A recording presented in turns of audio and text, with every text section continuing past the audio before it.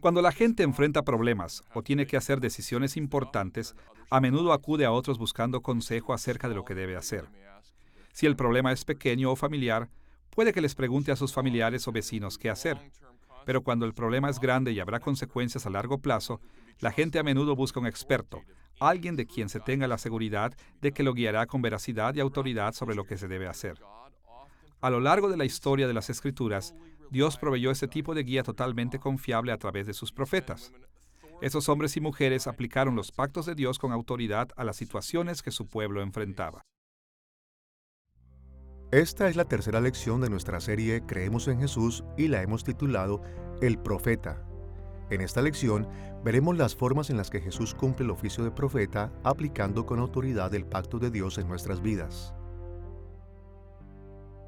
Como mencionamos en la lección anterior, en el Antiguo Testamento Dios instituyó tres oficios a través de los cuales administró su reino: los oficios de profeta, sacerdote y rey.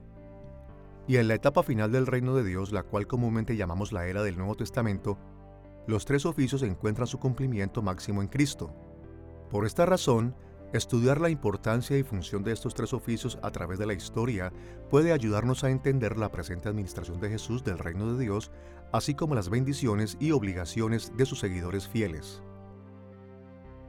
Cuando la mayoría de la gente escucha la palabra profeta, tiende a pensar en alguien que hace predicciones acerca del futuro. Incluso esto creen la mayoría de los cristianos. Pero aunque es verdad que los profetas bíblicos a veces predecían el futuro, ese no era el propósito principal de su ministerio. Fundamentalmente, los profetas de Dios eran sus embajadores. Su trabajo era explicar los pactos de Dios y animar a su pueblo a serle fiel. Y eso también fue central en el trabajo profético de Jesús. Continuando con esta comprensión de lo que hicieron los profetas, definiremos el profeta como el embajador del pacto de Dios que proclama y aplica la palabra de Dios, especialmente para advertir del juicio contra el pecado y para fomentar el tipo de servicio leal a Dios que lleva a sus bendiciones. Nuestra lección explorará tres temas relacionados con Jesús en su papel de profeta. Primero, examinaremos el trasfondo del Antiguo Testamento de su oficio profético. En segundo lugar, exploraremos las enseñanzas del Nuevo Testamento sobre el cumplimiento de su oficio en Jesús. Y tercero, consideraremos la aplicación moderna del trabajo profético de Jesús. Comencemos con el trasfondo del Antiguo Testamento del oficio profético de Jesús. Cuando los cristianos pensamos acerca de Jesús como nuestro profeta, es importante recordar que Él no fue el primer profeta que sirvió a Dios y a su pacto. A lo largo de la historia bíblica hubo cientos de profetas del Señor. No fueron iguales a Jesús en poder o autoridad, pero su servicio a Dios presagió todas las formas en las que Jesús desarrolló su oficio en el reino. Así que si queremos entender lo que Jesús hizo como profeta, nos ayudará a comenzar por los profetas que vinieron antes de Él.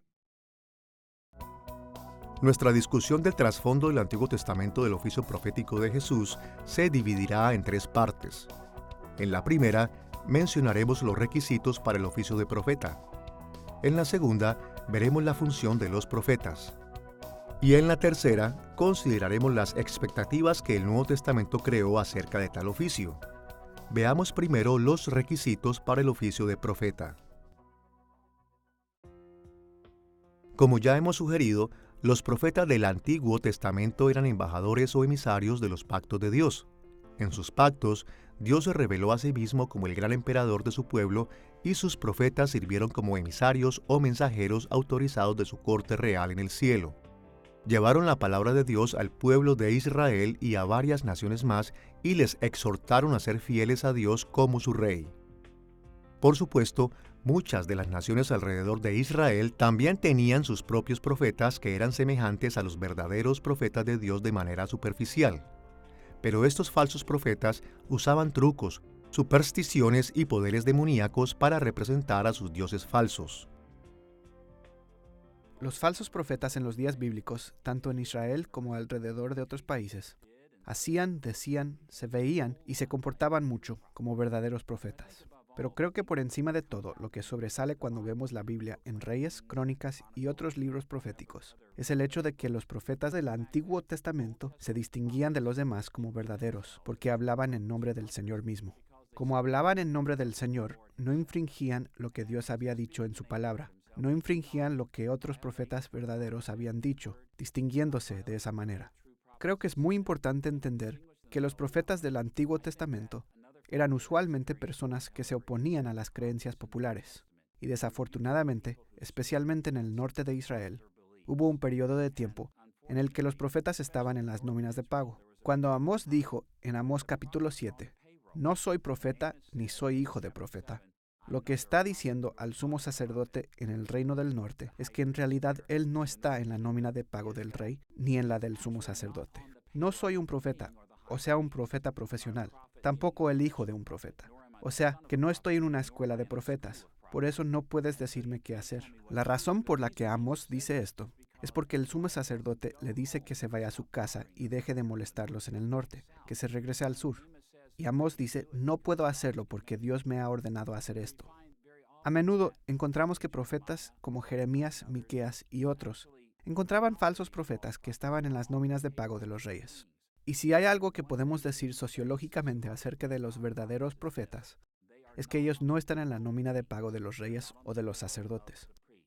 Ellos representan a Dios como testigos en contra de los abusos, los crímenes y principalmente de la maldad que era cometida por personas como reyes y sacerdotes. En un mundo donde había muchos falsos profetas, era muy importante que los israelitas pudieran distinguir a los verdaderos profetas de Dios de los falsos profetas. Por esta razón, el Antiguo Testamento puso varios requisitos para los verdaderos profetas de Dios. Estos requisitos están mencionados en Deuteronomio capítulo 18 versículos 17 al 22, en donde Moisés escribió las siguientes palabras.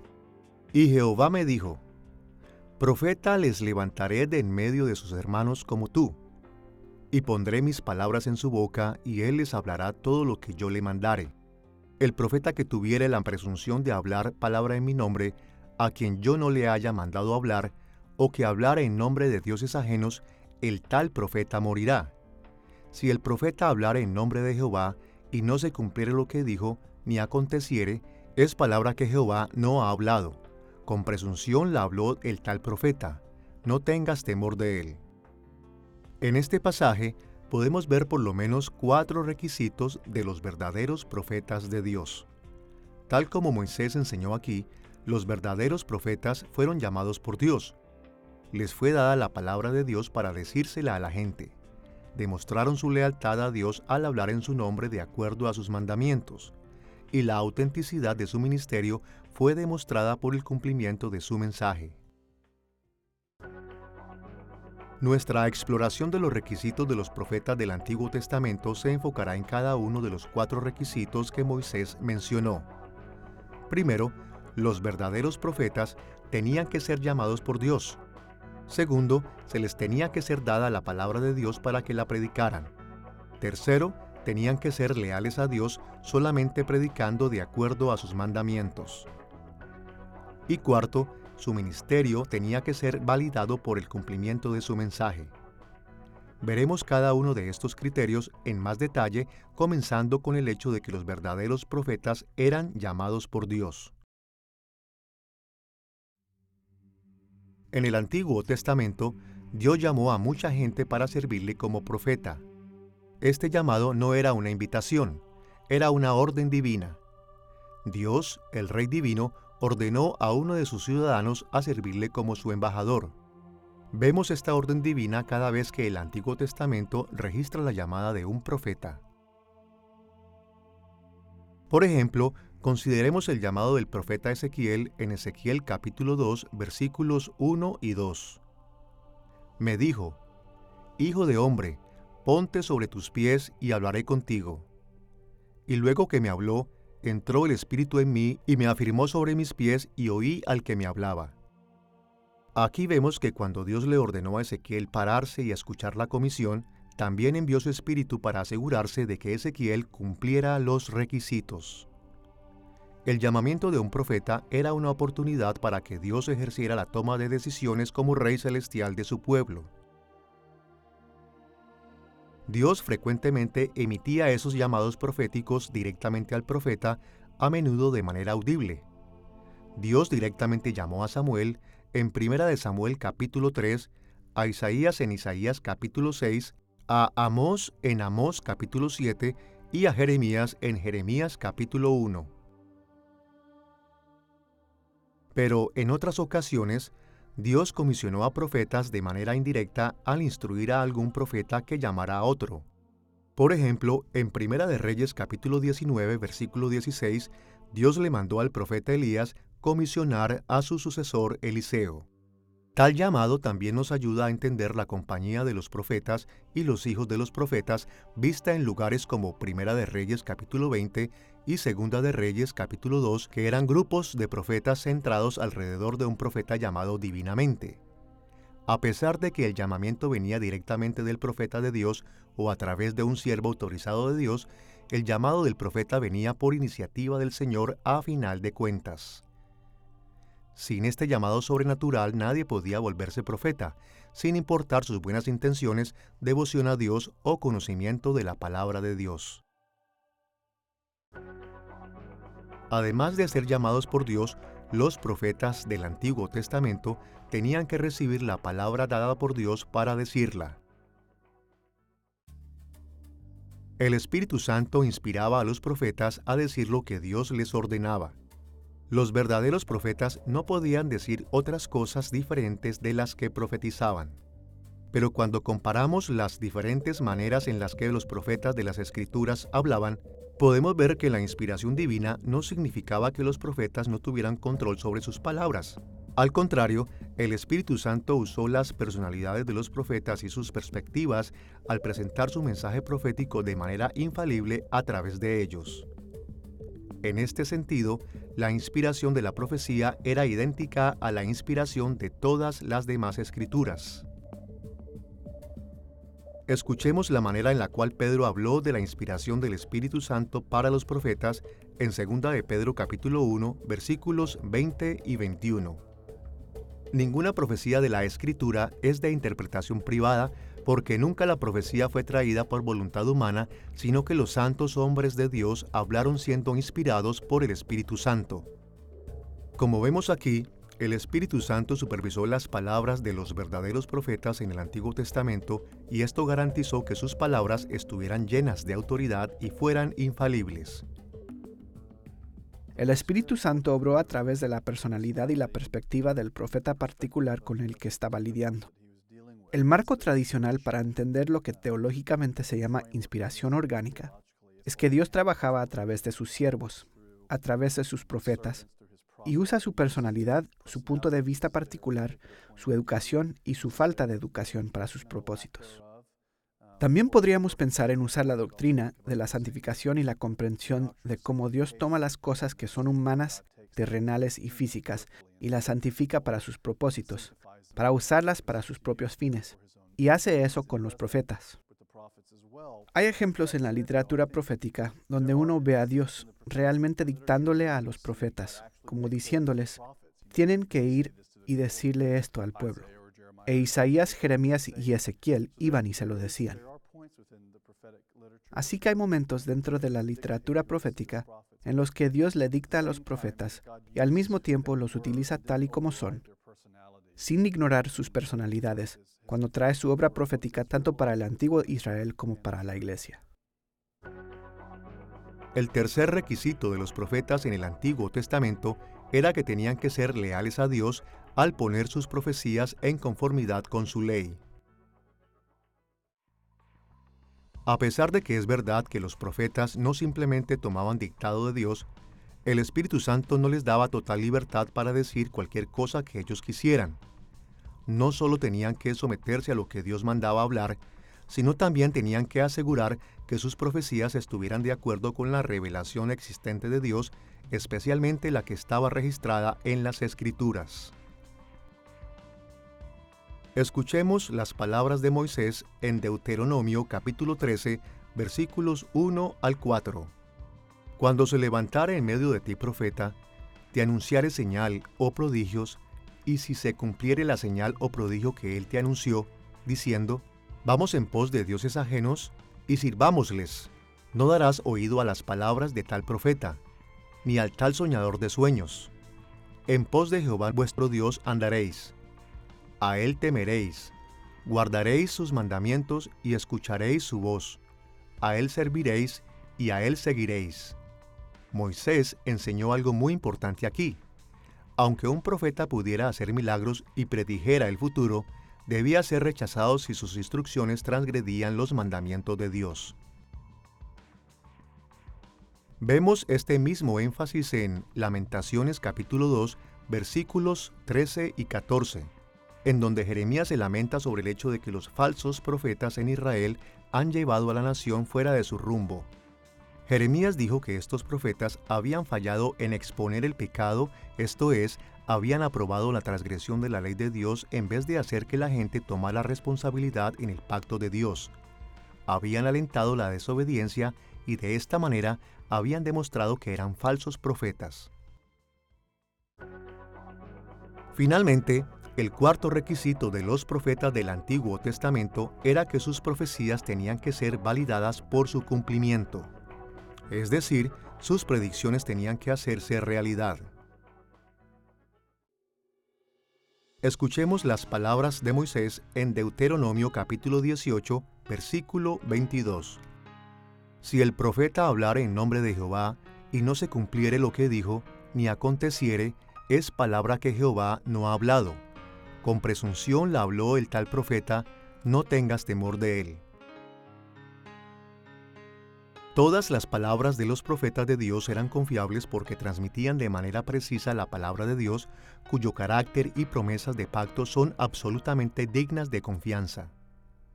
Las verdaderas profecías no fallan porque Dios tiene tanto el poder como el derecho para hacer que sucedan y porque Él está comprometido a cumplir su palabra. A veces las profecías eran validadas como auténticas porque se cumplían relativamente rápido. Por ejemplo, en Primera de Reyes capítulo 17 versículo 1, el profeta Elías declaró que no llovería hasta que se diera la palabra. Y como vemos en Primera de Reyes capítulo 18, permaneció seco por 3 años antes de que Dios finalmente pusiera fin a la sequía.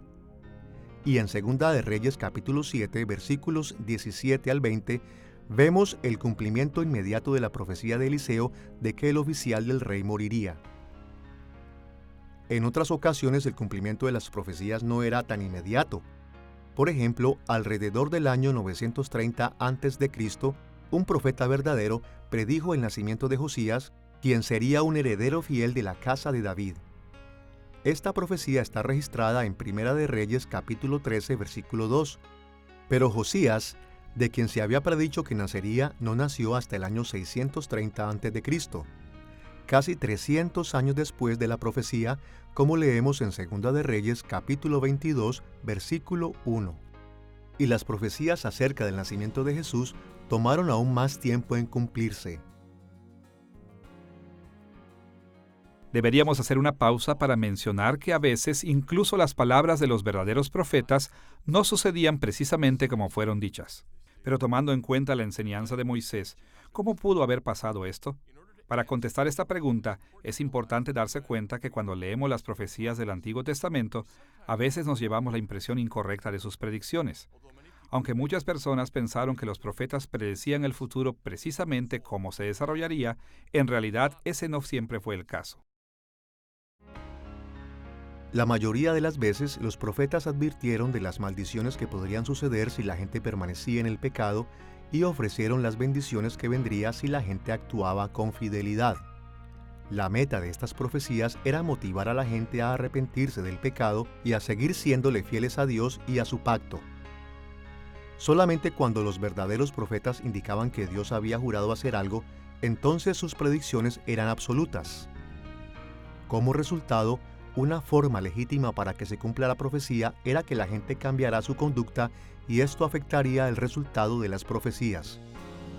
En estos casos, las profecías se cumplían realmente como se habían dicho, aunque sus advertencias u ofertas no se cumplieran como se habían dicho. Hay muchos ejemplos de esto en las Escrituras, pero el principio básico está descrito en Jeremías capítulo 18, versículos 7 al 10, en donde leemos las siguientes palabras. En un instante hablaré contra pueblos y contra reinos para arrancar y derribar y destruir. Pero si esos pueblos se convirtieren de su maldad contra la cual hablé, yo me arrepentiré del mal que había pensado hacerles, y en un instante hablaré de la gente y del reino para edificar y para plantar. Pero si hiciere lo malo delante de mis ojos, no oyendo mi voz, me arrepentiré del bien que había determinado hacerle.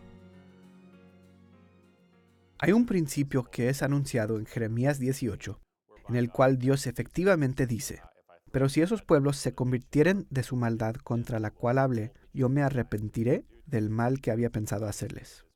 Y la contraparte también es expresada: pero si hiciere lo malo delante de mis ojos, no oyendo mi voz, me arrepentiré del bien que había determinado hacerle.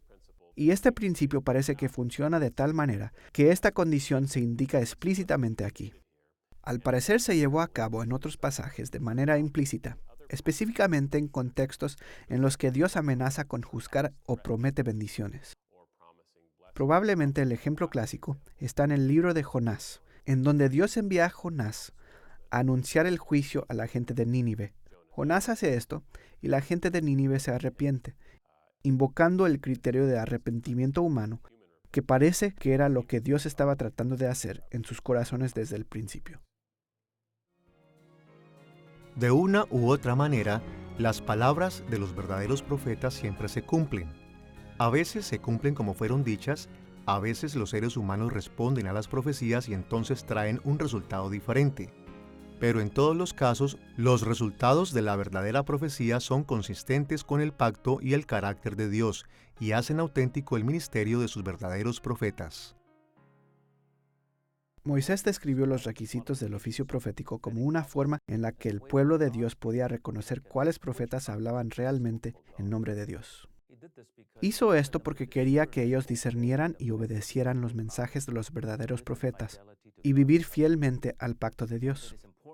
Es importante para nosotros tener estos requisitos en mente también, porque fueron los mismos requisitos que Jesús cumplió cuando sirvió como profeta de Dios en la era del Nuevo Testamento. Ahora que hemos visto los requisitos de los profetas, estamos listos para considerar la función de su oficio. Mencionaremos 3 aspectos de la función de los profetas. Primero, hablaremos de su autoridad. Segundo, mencionaremos su tarea. Y tercero, veremos los métodos que usaron para llevar a cabo su tarea. Primero, veamos su autoridad. Como mencionamos al principio de esta lección, un profeta es el embajador del pacto de Dios que proclama y aplica la palabra de Dios especialmente para advertir del juicio contra el pecado y para fomentar el tipo de servicio leal a Dios que lleva a sus bendiciones. En el Antiguo Testamento, Dios fue presentado como el gran rey que gobernaba sobre su pueblo a través de pactos, y sus profetas eran embajadores de estos pactos. Ellos explicaban lo que Dios les había revelado en su corte celestial. En el antiguo cercano Oriente, los imperios poderosos y sus emperadores a menudo gobernaban sobre naciones más pequeñas o vasallas a distancia de su capital.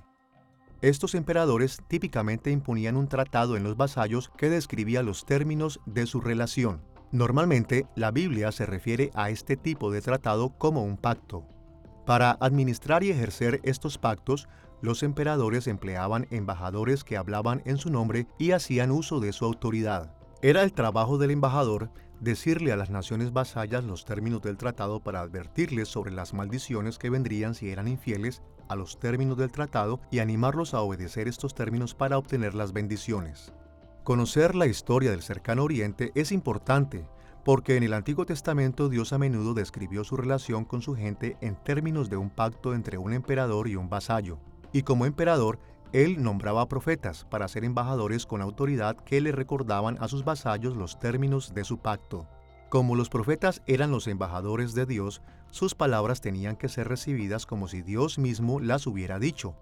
El Espíritu Santo también inspiró a los profetas para que proclamaran correctamente los pensamientos de Dios y sus intenciones en respuesta a la gente de Israel.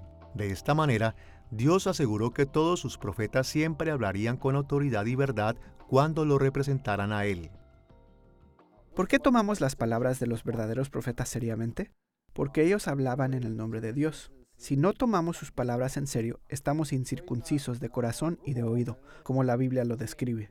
significando que nuestros corazones no han sido cambiados todavía, rebelándonos contra Dios. Si rehusamos a escuchar las palabras de los profetas, nos rehusamos a escuchar la palabra de Dios y nos estamos rebelando en su contra.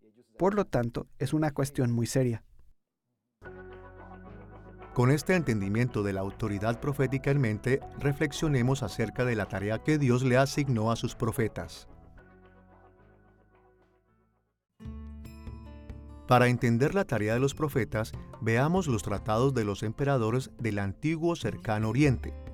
Cuando los emperadores imponían sus pactos sobre los estados vasallos, estos tratados mostraban los detalles del arreglo entre ellos, enlistando la benevolencia de los emperadores en el pasado, es decir, las cosas buenas que el embajador había hecho por el vasallo, la lealtad del vasallo, incluyendo muchas reglas o estipulaciones que el vasallo requería hacer, así como las consecuencias que resultarían de la obediencia o desobediencia conforme a los términos del tratado, es decir, las bendiciones para el vasallo si obedecía los términos y los castigos, o maldiciones si el vasallo desobedecía.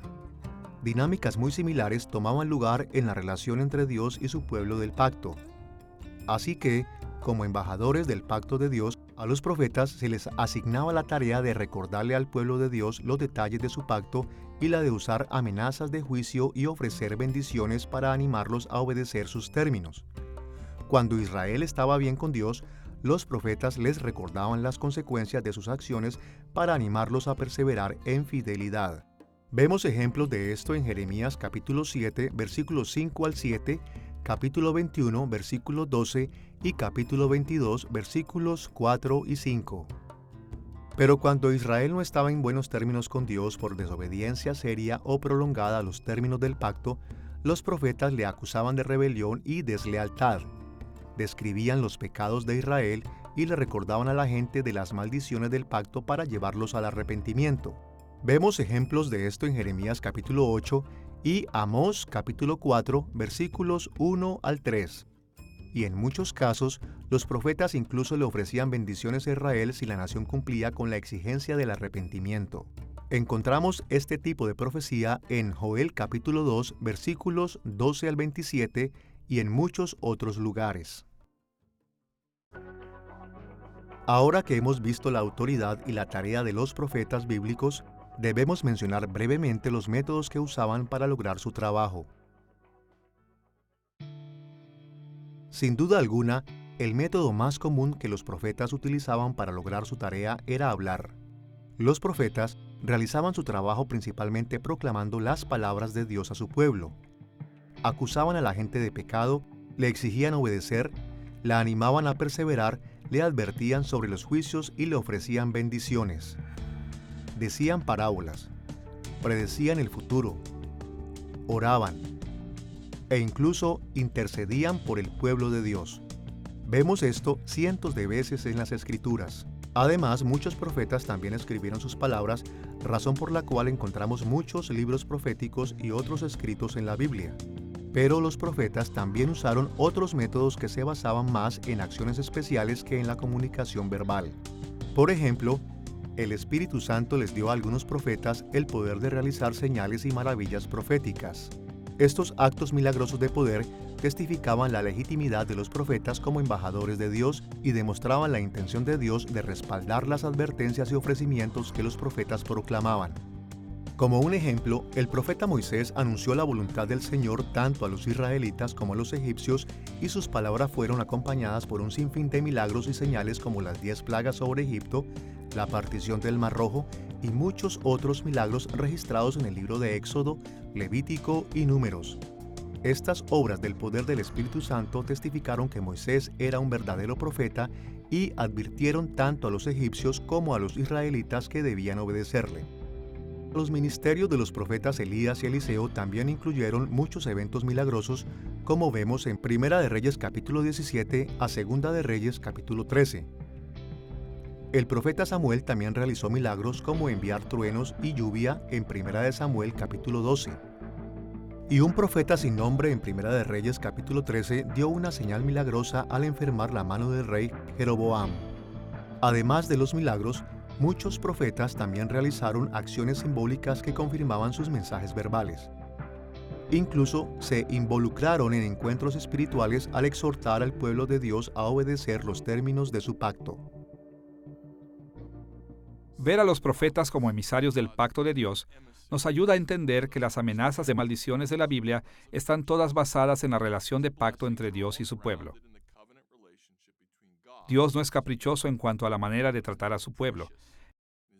Él no actúa de manera salvaje y de formas impredecibles. En vez de eso, busca que se cumplan los términos de su pacto. Y tales términos no son un secreto. Él nos ha dado su ley por su gracia y ha enviado embajadores para mostrar cómo aplicarla a nuestras circunstancias cambiantes. Dios hace más fácil que su pueblo conozca lo que Él requiere, porque Él quiere que lo sigamos en fidelidad, para experimentar sus bendiciones y que logremos las metas de su reino. Ahora que hemos visto los requisitos y funciones del oficio de profeta, enfoquémonos en las expectativas que el Antiguo Testamento creó para los ministerios proféticos del futuro. Las expectativas del Antiguo Testamento para el futuro oficio de profeta eran básicamente de dos tipos. Por un lado, algunas expectativas habían sido creadas por la naturaleza del desarrollo histórico del oficio. Por otro lado, otras fueron creadas por profecías específicas relacionadas con los profetas del futuro. Veremos ambos tipos de expectativas, comenzando con aquellas basadas en el desarrollo histórico del oficio de profeta. Debido a que la relación de Dios con la humanidad siempre ha sido gobernada por sus pactos, siempre ha existido el papel de los profetas para recordarle a la gente los términos de tales pactos. Sin embargo, a través de la historia, este papel ha cambiado ocasionalmente. Conforme a la forma en la que el reino de Dios ha cambiado y crecido a través de la historia, el papel de los profetas se ha ajustado para hacer frente a sus necesidades cambiantes. Consideremos los papeles de los profetas durante 4 diferentes etapas de la historia, comenzando con el largo periodo de la historia antes de que Israel tuviera un rey, el cual llamaremos premonarquía. Este es el período de tiempo que corresponde a los pactos de Dios con Adán, Noé, Abraham y Moisés. En el comienzo del período premonárquico, el reino de Dios no se había separado del resto del mundo como una nación en particular. Incluso cuando la nación se había separado en los días de Abraham, todavía no tenía rey. En este punto de la historia, los profetas realizaban una variedad de tareas y eran nombrados con varios títulos descriptivos. En general, podemos decir que hablaban con Dios, recibían visiones y hacían que la humanidad tomara responsabilidad de los pactos de Dios. Por ejemplo, cuando Dios creó el mundo, habló directamente a Adán y a Eva, y estos recibieron su revelación al caminar y hablar con Dios, como leemos en Génesis capítulo 2 y 3. Cumplieron con su papel profético al enseñar a sus hijos acerca de Dios y de su pacto. Algunos de sus descendientes también tuvieron una relación similar con Dios, como Enoc, quien es mencionado en Génesis capítulo 5, versículo 24. En los días de Noé, Dios habló directamente con él, como leemos en Génesis capítulo 6 al 9.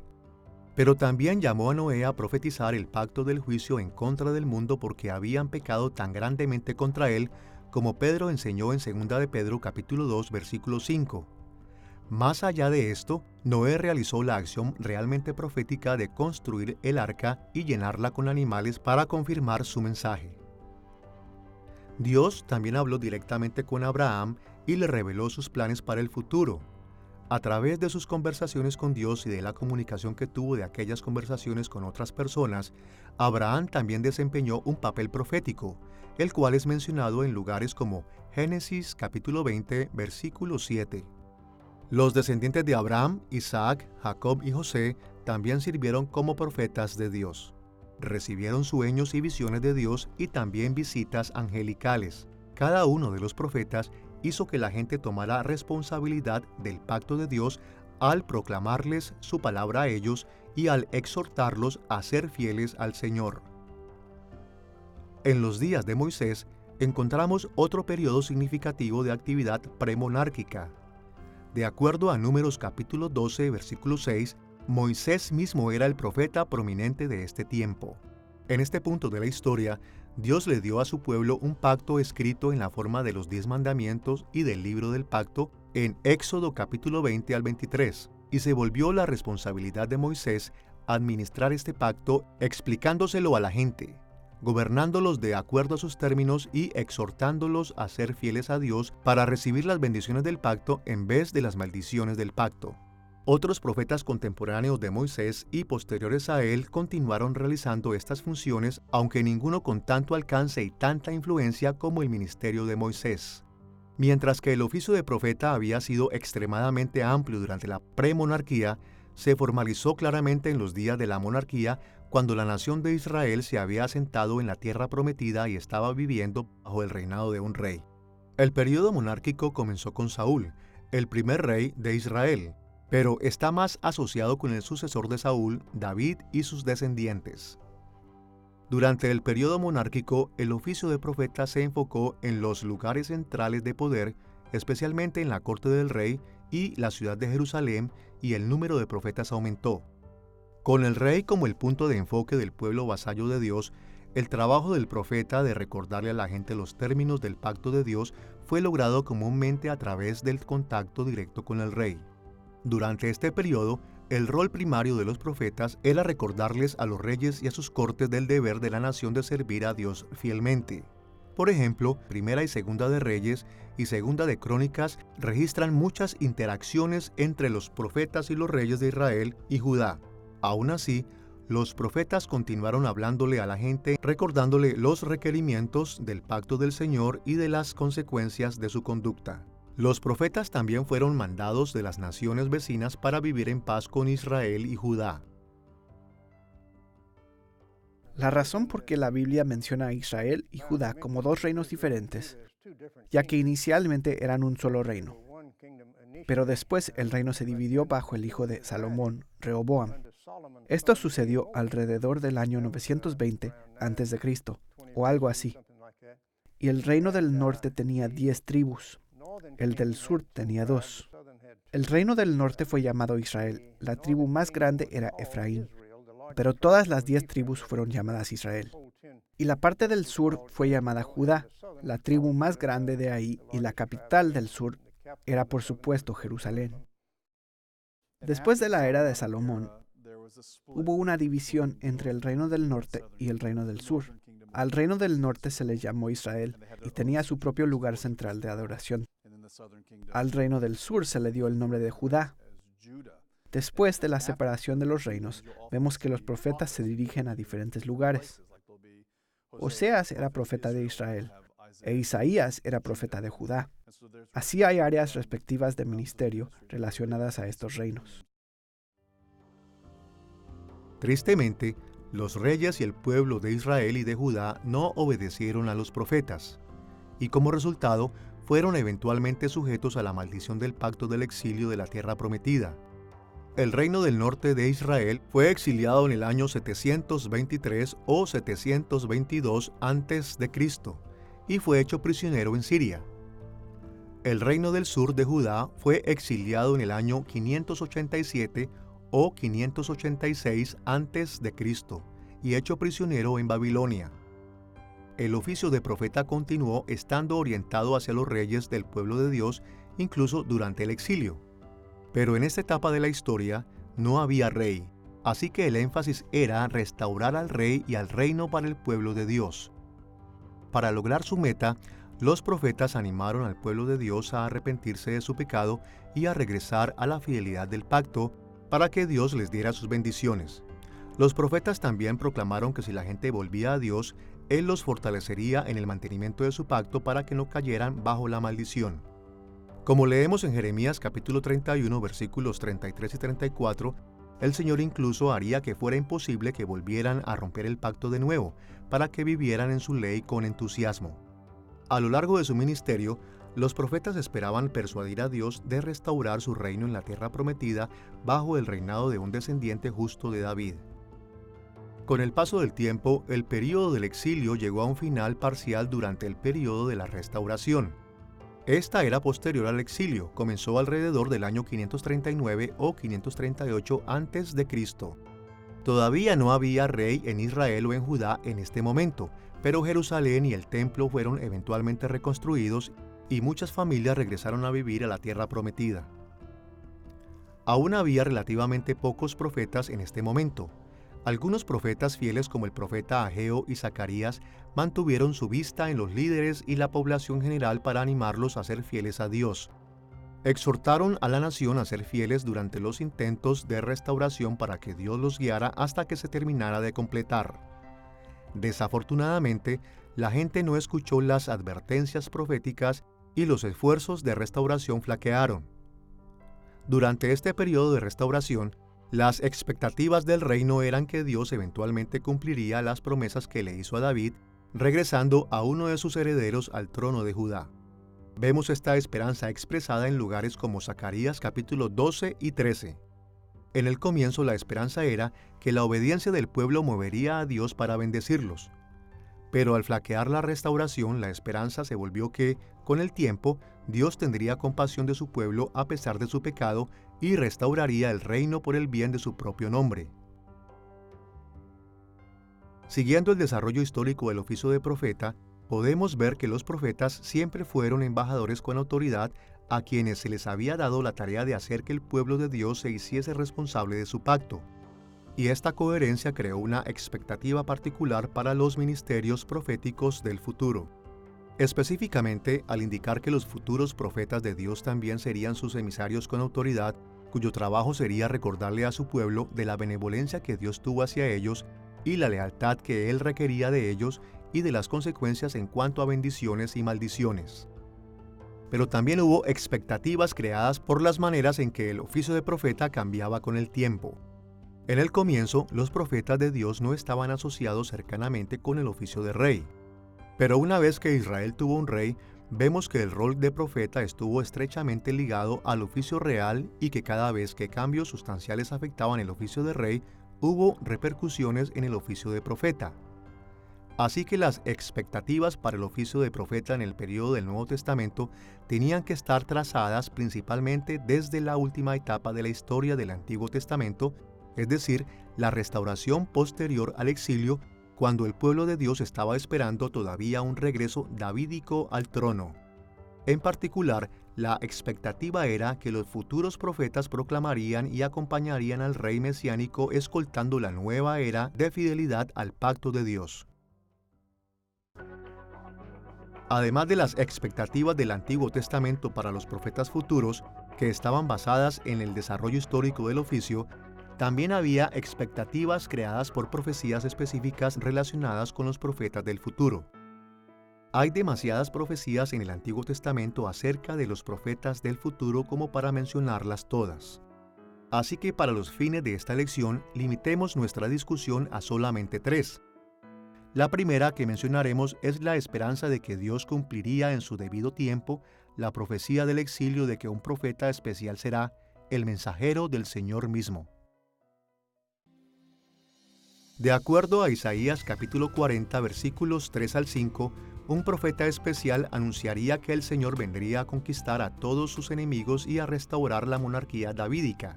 Y una vez que este mensajero apareciera, la restauración sería inminente. Segundo, la gente también seguía esperando un profeta final como Moisés, que se levantaría para guiar a la gente en justicia, tal como Moisés hizo en el período premonárquico. Recordemos las últimas palabras del Señor a Moisés en Deuteronomio capítulo 18, versículo 18.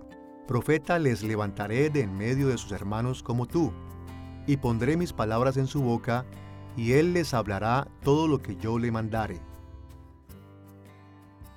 En el Antiguo Testamento tenemos una anticipación de la venida de nuestro Señor Jesucristo en función de su obra de profeta, sacerdote y rey. Deuteronomio 18 es un pasaje muy importante que habla de un profeta en el futuro que va a venir como Moisés. En el contexto del Antiguo Testamento, Moisés se encontró con Dios cara a cara, que recibió la revelación de Dios de manera única. De hecho, Moisés fue una especie de pináculo para todos los profetas. Al estudiar todo el Antiguo Testamento, particularmente al final de Deuteronomio 34, hay un anuncio de que ningún profeta como Moisés todavía ha surgido. preparándonos para uno que vendrá, que será como Moisés y aún más grande, que hablará la palabra de Dios, que nos dará la verdad de Dios, que conocerá a Dios cara a cara y que culmina en nuestro Señor Jesucristo. Juan 1 retoma esto. Nuestro Señor, quien ha conocido al Padre por toda la eternidad, es quien lo revela. Hechos 3 lo retoma también. Este es el cumplimiento. Jesús es el que trae el reino de Dios. Él hace que se cumpla la revelación de Dios. Él es el que cumple el papel de Moisés, aún de manera más amplia. Y Hebreos 1 particularmente hace énfasis de que lo que Dios dijo a través de los profetas, incluyendo Moisés, culminó en Jesucristo, su Hijo, quien cumple la revelación. En cierto nivel, el pueblo de Dios siempre esperó que su Señor enviaría un profeta como Moisés. Tristemente, ningún profeta del Antiguo Testamento pudo demostrar que tenía los mismos dones espirituales que Moisés poseía o traer todas las bendiciones del pacto de Dios. Pero en los días de la restauración se tuvo la renovada esperanza de que Dios finalmente estaba a punto de enviar este profeta a restaurar el reino. Tercero, había una expectativa de que cuando el reino estuviera totalmente restaurado en el futuro, también habría una restauración de la profecía. Los falsos profetas serían purgados de la tierra y el número de profetas verdaderos incrementaría. Tal como la restauración que el profeta Zacarías describió en el capítulo 13, versículo 2 de su libro, y en aquel día, dice Jehová de los ejércitos, quitaré de la tierra los nombres de las imágenes y nunca más serán recordados. Y también haré cortar de la tierra a los profetas y al espíritu de inmundicia. Además, la gente todavía estaba esperando el cumplimiento de la profecía de Joel acerca de la multiplicación de los verdaderos profetas de Dios que se ocuparían de todas las bendiciones del pacto de Dios. Escuchemos lo que Joel profetizó en Joel capítulo 2, versículos 28 y 29. Y después de esto, derramaré mi espíritu sobre toda carne, y profetizarán vuestros hijos y vuestras hijas. Vuestros ancianos soñarán sueños, y vuestros jóvenes verán visiones. Y también sobre los siervos y sobre las siervas derramaré mi espíritu en aquellos días. Estos días futuros, a los cuales Joel se refirió con el término aquellos días, eran los últimos tiempos. Los últimos días, cuando Dios establecería su reino sobre toda la tierra y se derramarían sus máximas bendiciones en su pueblo. Era de esperarse que en aquel tiempo la profecía sería extremadamente común entre el pueblo fiel de Dios al promover todos el pacto de Dios y animarse los unos a los otros a alabarle. El Antiguo Testamento cierra con un Israel en desorden y con poca esperanza para el éxito inmediato del reino. Aún así, los fieles en Israel mantuvieron la confianza de que Dios eventualmente cumpliría todas las expectativas del Antiguo Testamento para su reino y que lograría esto en parte a través del oficio de profeta. Y como veremos, eso es exactamente lo que pasó en el ministerio de Jesús. Habiendo investigado el trasfondo en el Antiguo Testamento de las responsabilidades y del ministerio que Dios le dio a sus profetas, estamos listos para ir hacia nuestro segundo tema principal, el cumplimiento del oficio profético en la persona de Jesús. El Nuevo Testamento pone claro que Jesús es el máximo profeta. Él está perfectamente calificado para servir como el embajador con autoridad del pacto de Dios. Él ejecuta perfectamente las funciones del oficio y en él se cumplen todas las expectativas proféticas del Antiguo Testamento. Nuestra discusión del cumplimiento de Jesús de la función profética se enfocará en las mismas categorías que usamos para describir a los profetas del Antiguo Testamento y su trabajo, específicamente los requisitos, función y expectativas del oficio. Veamos primero la forma en la que Jesús cumplió los requisitos de un profeta. Como vimos anteriormente, los verdaderos profetas de Israel tenían que cumplir con 4 requisitos. Tenían que ser llamados por Dios. Se les había dado la palabra de Dios para hablar con la gente. Se les requería que fueran leales a Dios, hablando solo lo que Dios les había ordenado. Y su mensaje tenía que ser confirmado como auténtico a través del cumplimiento de éste. Como veremos, Jesús cumplió cada uno de estos requisitos. En primer lugar, Jesús fue llamado por Dios. Jesús fue específicamente llamado por Dios para ser su profeta. Podemos ver esto claramente en los eventos que rodearon su nacimiento, bautizo y transfiguración. Escuchemos las palabras del profeta Simeón en el nacimiento de Jesús en Lucas capítulo 2, versículos 30 al 35. Porque han visto mis ojos tu salvación, la cual has preparado en presencia de todos los pueblos, luz para revelación a los gentiles, y gloria de tu pueblo Israel. He aquí, este está puesto, para señal que será contradicha para que sean revelados los pensamientos de muchos corazones. Simeón reveló que desde el momento del nacimiento de Jesús, nuestro Señor fue llamado a hacer una revelación y una señal profética para su pueblo. Además de esto, en el bautizo de Jesús, Dios Padre y el Espíritu Santo mostraron que Jesús había sido llamado como un profeta. En Mateo capítulos 3 y 4, Marcos capítulo 1 y Lucas capítulos 3 y 4, Dios Padre habló de manera audible y el Espíritu Santo apareció como una paloma para mostrar que Jesús era el Hijo de Dios que había sido nombrado para un ministerio especial. En todos estos capítulos, el bautizo de Jesús lo reserva para su ministerio público de proclamar el mensaje profético de arrepentimiento y la venida del reino de Dios. Pero tal vez la acción que más claramente identificó a Jesús como profeta fue su transfiguración, la cual es descrita en Mateo capítulo 17, versículos 2 y 3. Jesús se transfiguró delante de ellos y resplandeció su rostro como el sol y sus vestidos se hicieron blancos como la luz. Moisés y Elías estaban hablando con él. Jesús apareció con los más grandes profetas del Antiguo Testamento.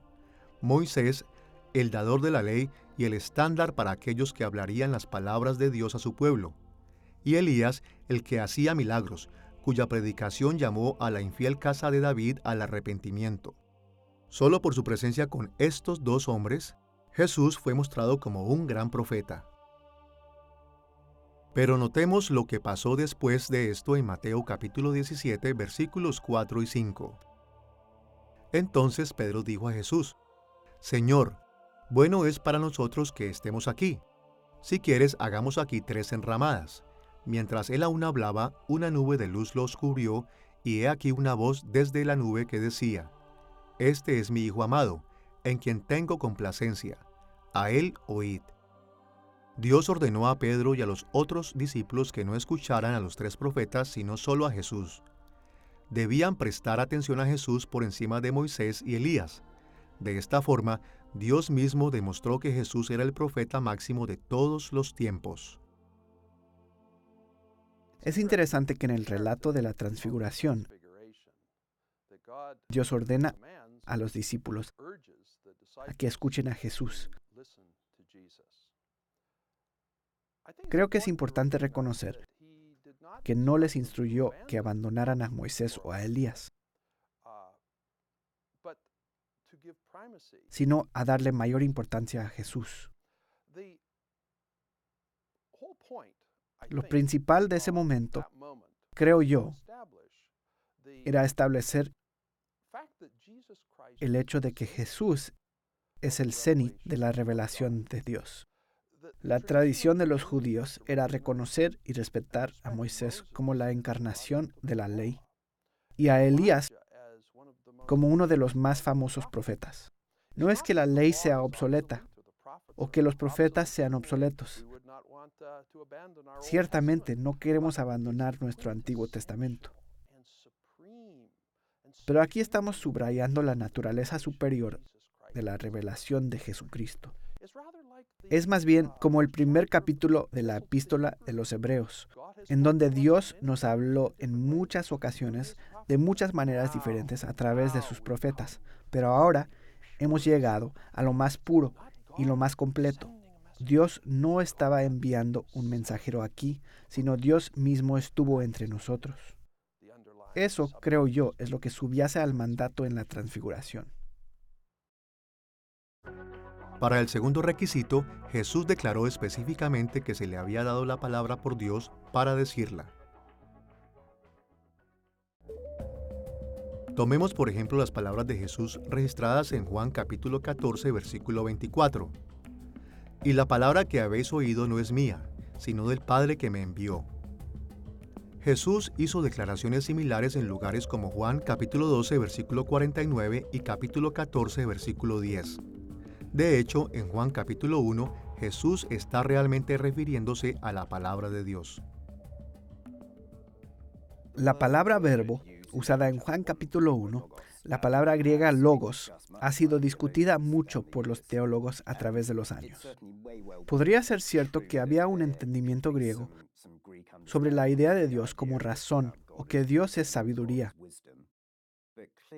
Pero la idea de la palabra del Señor, la palabra de Dios, es un tema muy dominante en el Antiguo Testamento. Juan puede estar reconociendo temas que eran usados en la filosofía griega, aplicándolas a Jesús como el verbo de Dios, la revelación de Dios, el Dios que dijo, hágase la luz. Habló y sucedió, y tal vez Juan estaba diciendo eso cuando el verbo se hizo carne e hizo su morada entre nosotros. Él vino con toda la autoridad y el poder comunicativo que Dios ha ejercido a lo largo de todo el Antiguo Testamento también. Primero, podemos ver el verbo de Dios como una persona, el Señor Jesucristo. Y en segundo lugar, como el discurso de Dios. Pero Juan se refiere a Él como el verbo de Dios. Y lo primero que hace en ese sentido es básicamente comunicarnos el papel de nuestro Señor en hacernos conocer al Padre. Y el escritor hebreo diría que nadie ha visto nunca al Señor, pero Jesucristo, que estaba en su seno, obviamente vino y nos lo ha hecho conocer. Si es que Juan hizo algo evangelístico, es que se dirigía al punto de decir, este es Dios, y tenemos que ver qué hacemos con ello. En Juan 20, 28, en donde el autor quiere que hayamos visto a Jesús como Dios, diciéndonos la palabra de Dios, podemos confiar en esto porque Él es el verbo de Dios. Tercero, Jesús cumplió el requisito profético de ser leal a Dios. A lo largo de su ministerio, Jesús insistió continuamente que Él estaba haciendo la voluntad del Padre. Dijo e hizo solo aquellas cosas que el Padre le había mandado. Vemos esto en muchos lugares como en Juan capítulo 5, versículos 19 y 30 y capítulo 8, versículo 28. Jesús también dejó claro que todas sus palabras y acciones eran consistentes con aquellas de los profetas que habían venido antes de él. Por ejemplo, habló de manera aprobatoria acerca del ministerio de Juan el Bautista en Mateo capítulo 11, versículos 9 al 14. Afirmó al profeta Jonás en Mateo capítulo 12, versículos 38 al 45. Inauguró su propio ministerio en Lucas capítulo 4, clamando cumplir lo dicho en Isaías capítulo 61 y prometió la llegada de un profeta ungido. De hecho, Jesús afirmó repetitivamente y constantemente la verdad y validez continua de las Escrituras del Antiguo Testamento. Como dijo en Mateo capítulo 5, versículo 17, «No penséis que he venido para abrogar la ley o los profetas. No he venido para abrogar, sino para cumplir». De esta y de otras formas, Jesús mostró que todo lo que dijo e hizo fue una demostración de lealtad total a Dios. Finalmente, Jesús también cumplió los requisitos de que sus mensajes proféticos fueran validados por su cumplimiento. A menudo, los evangelios prueban el estatus de Jesús como un profeta auténtico, señalando que sus profecías fueron cumplidas. Algunas veces las palabras se hacían verdad inmediatamente, como cuando controló la naturaleza con éxito, realizó exorcismos, sanó a los enfermos y levantó a los muertos. En estos casos, cosas como el clima, los demonios, las enfermedades e incluso la muerte misma inmediatamente obedecieron sus mandatos proféticos llenos de autoridad. Otras veces, sus profecías fueron cumplidas más tarde, como cuando predecía el futuro. Por ejemplo, en Juan capítulo 18, versículo 9, Juan proveyó este comentario: «Para que se cumpliese aquello que había dicho, de los que me diste no perdí ninguno, Aquí Juan se refirió a algo que Jesús había dicho en su oración de sumo sacerdote en Juan capítulo 17, versículo 12, e indicó que las palabras de Jesús habían sido cumplidas. Las palabras de Jesús que se referían a su inminente muerte y resurrección también se cumplieron, como vemos en lugares como Mateo capítulo 16, versículo 21, capítulo 20, versículos 18 y 19, y Juan capítulo 18, versículo 32. A través de cumplimientos como este, Jesús fue mostrado como un verdadero profeta de Dios. Pero no todas las profecías de Jesús fueron cumplidas en su vida. Muchas de ellas tenían que ver con el futuro y a menudo con el futuro distante. En algunos casos, el cumplimiento de estas profecías está registrado en otras partes de la historia. Por ejemplo, escuchemos la profecía que Jesús dio en Lucas capítulo 21, versículos 5 y 6. Y a unos que hablaban de que el templo estaba adornado de hermosas piedras y ofrendas votivas, dijo: En cuanto a estas cosas que veis, días vendrán en que no quedará piedra sobre piedra que no sea destruida. Jesús dijo que el templo judío sería destruido porque los judíos se rehúsaron a arrepentirse de sus pecados. Pero el templo seguía en pie cuando Jesús murió. Fue destruido poco después, cuando los romanos saquearon a Jerusalén en el año 70 después de Cristo. Obviamente, no todas las profecías de Jesús han sido cumplidas. Por ejemplo, Él no ha regresado a consumar el reino de Dios, pero lo hará. De hecho, podemos y debemos estar totalmente confiados de que Jesús cumplirá todas sus promesas con el tiempo, porque en cada caso podemos evaluar sus profecías con las Escrituras y el resto de la historia. Sus palabras siempre han sido confirmadas como auténticas por su cumplimiento. Y como sus palabras siempre han sucedido en el pasado, podemos esperar también que se vuelvan realidad en el futuro. Creo que la confianza que tenemos es que si regresamos a la historia del Antiguo Testamento, podemos ver cómo Dios ha cumplido sus promesas en la primera venida del Señor Jesucristo. Paso a paso, a lo largo de su primera promesa en Génesis 3:15, a través de la revelación profética que tenemos, Dios ha estado anticipando la venida de su Hijo, el Mesías. Todo eso sucedió y fue cumplido hace 2000 años.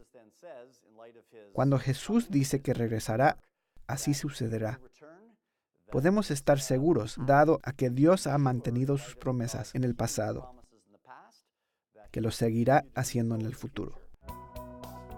Habiendo visto que Jesús cumplió los requisitos del oficio profético, estamos listos para ver su cumplimiento de la función de ese oficio. Como hemos dicho a través de esta lección, los profetas eran los embajadores del pacto de Dios, explicaban su voluntad a su pueblo, le exhortaban a arrepentirse de su rebelión y los animaban a servir a Dios lealmente. En particular, hemos visto tres aspectos de su función: su autoridad, su tarea y sus métodos.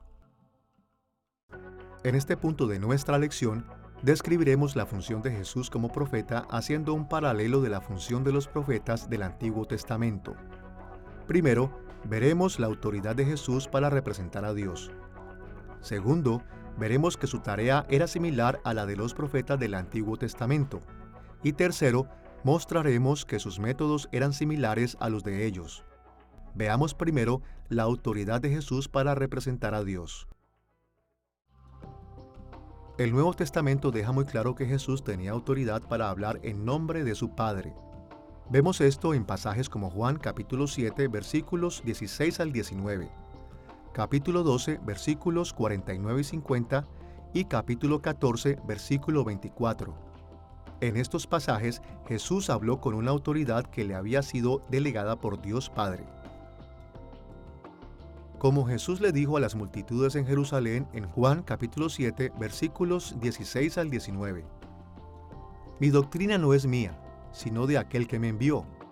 El que habla por su propia cuenta, su propia gloria busca. Pero el que busca la gloria del que le envió, éste es verdadero y no hay en él injusticia.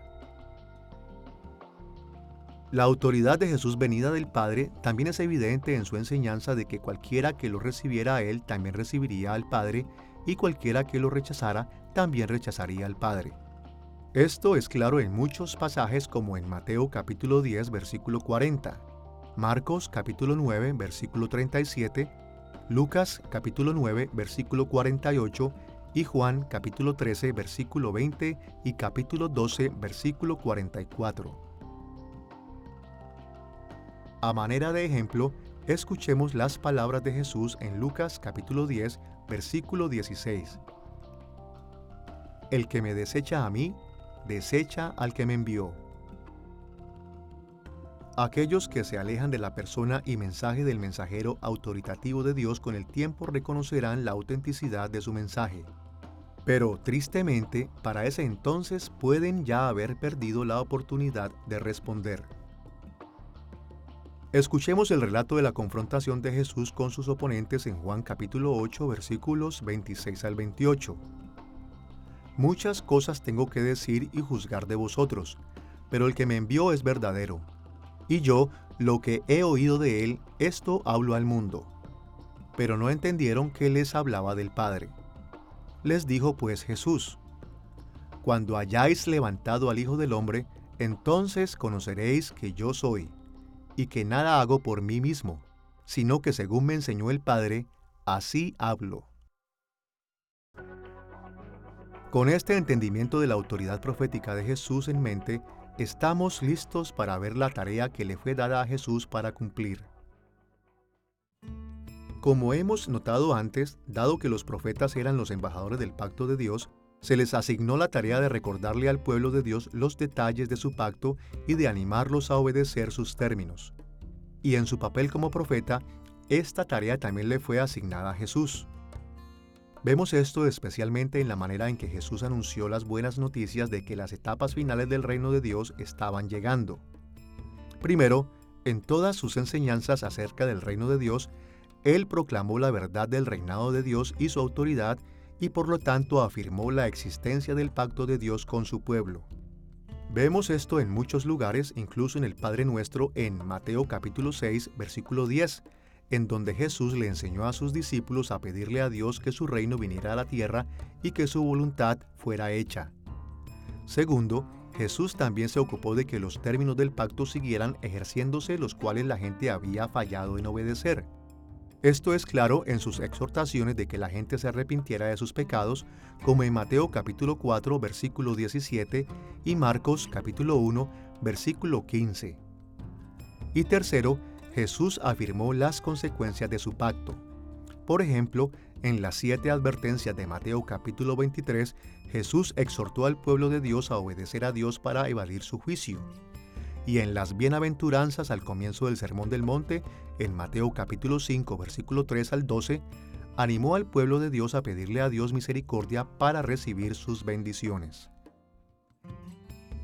Escuchemos la manera en que Jesús resumió su tarea al principio de su ministerio público en Lucas capítulo 4, versículos 17 al 21. Y se le dio el libro del profeta Isaías, y habiendo abierto el libro, halló el lugar donde estaba escrito: El Espíritu del Señor está sobre mí, por cuanto me ha ungido para dar buenas nuevas a los pobres, me ha enviado a sanar a los quebrantados de corazón, a pregonar libertad a los cautivos y vista a los ciegos, a poner en libertad a los oprimidos, a predicar el año agradable del Señor. Y comenzó a decirles: Hoy se ha cumplido esta escritura delante de vosotros. Aquí Jesús se identificó específicamente él mismo como el mensajero o anunciador de la restauración del reino que había sido profetizado en Isaías capítulo 61. Isaías enseñó que cuando Dios viniera para traer el juicio final contra sus enemigos y extender su reino a través de Israel al mundo entero, comenzaría esta obra a través de un profeta especial. Ese profeta anunciaría las buenas nuevas o evangelio de que el reino de Dios finalmente habría llegado. En el curso de ese anuncio, el profeta también le recordaría al pueblo del pacto de Dios sus obligaciones, animándolos a arrepentirse de sus pecados para evadir las maldiciones del pacto y para perseverar en fidelidad para así recibir las bendiciones del pacto. Y de acuerdo al propio testimonio de Jesús, nuestro Señor mismo era ese profeta. ¿Cuál es la relación entre el Evangelio y el reino de Dios? En el Evangelio de Marcos capítulo 1, las primeras palabras registradas de Jesús son: El tiempo se ha cumplido y el reino de Dios se ha acercado. Arrepentíos y creed en el Evangelio. El Evangelio son las buenas nuevas que proclaman que el reino de Dios ha venido a este mundo. Por lo tanto, todos los milagros de Jesús son señales del reino que vendrá. Como el gobierno y el reino de Dios están aquí, nuestros pecados son perdonados. Los ciegos pueden ver, los cojos pueden caminar, los leprosos son limpiados, los demonios son echados fuera, los muertos son resucitados. Todas estas son buenas nuevas. La buena nueva, por supuesto, en su esencia es la cruz, la muerte y resurrección de Jesucristo. Si Jesús no hubiera muerto y resucitado, Él no habría ganado nuestra salvación, no hubiera vencido el poder de la muerte, y el reino de Dios no habría venido a nosotros. Por lo tanto, el Evangelio son las mejores nuevas.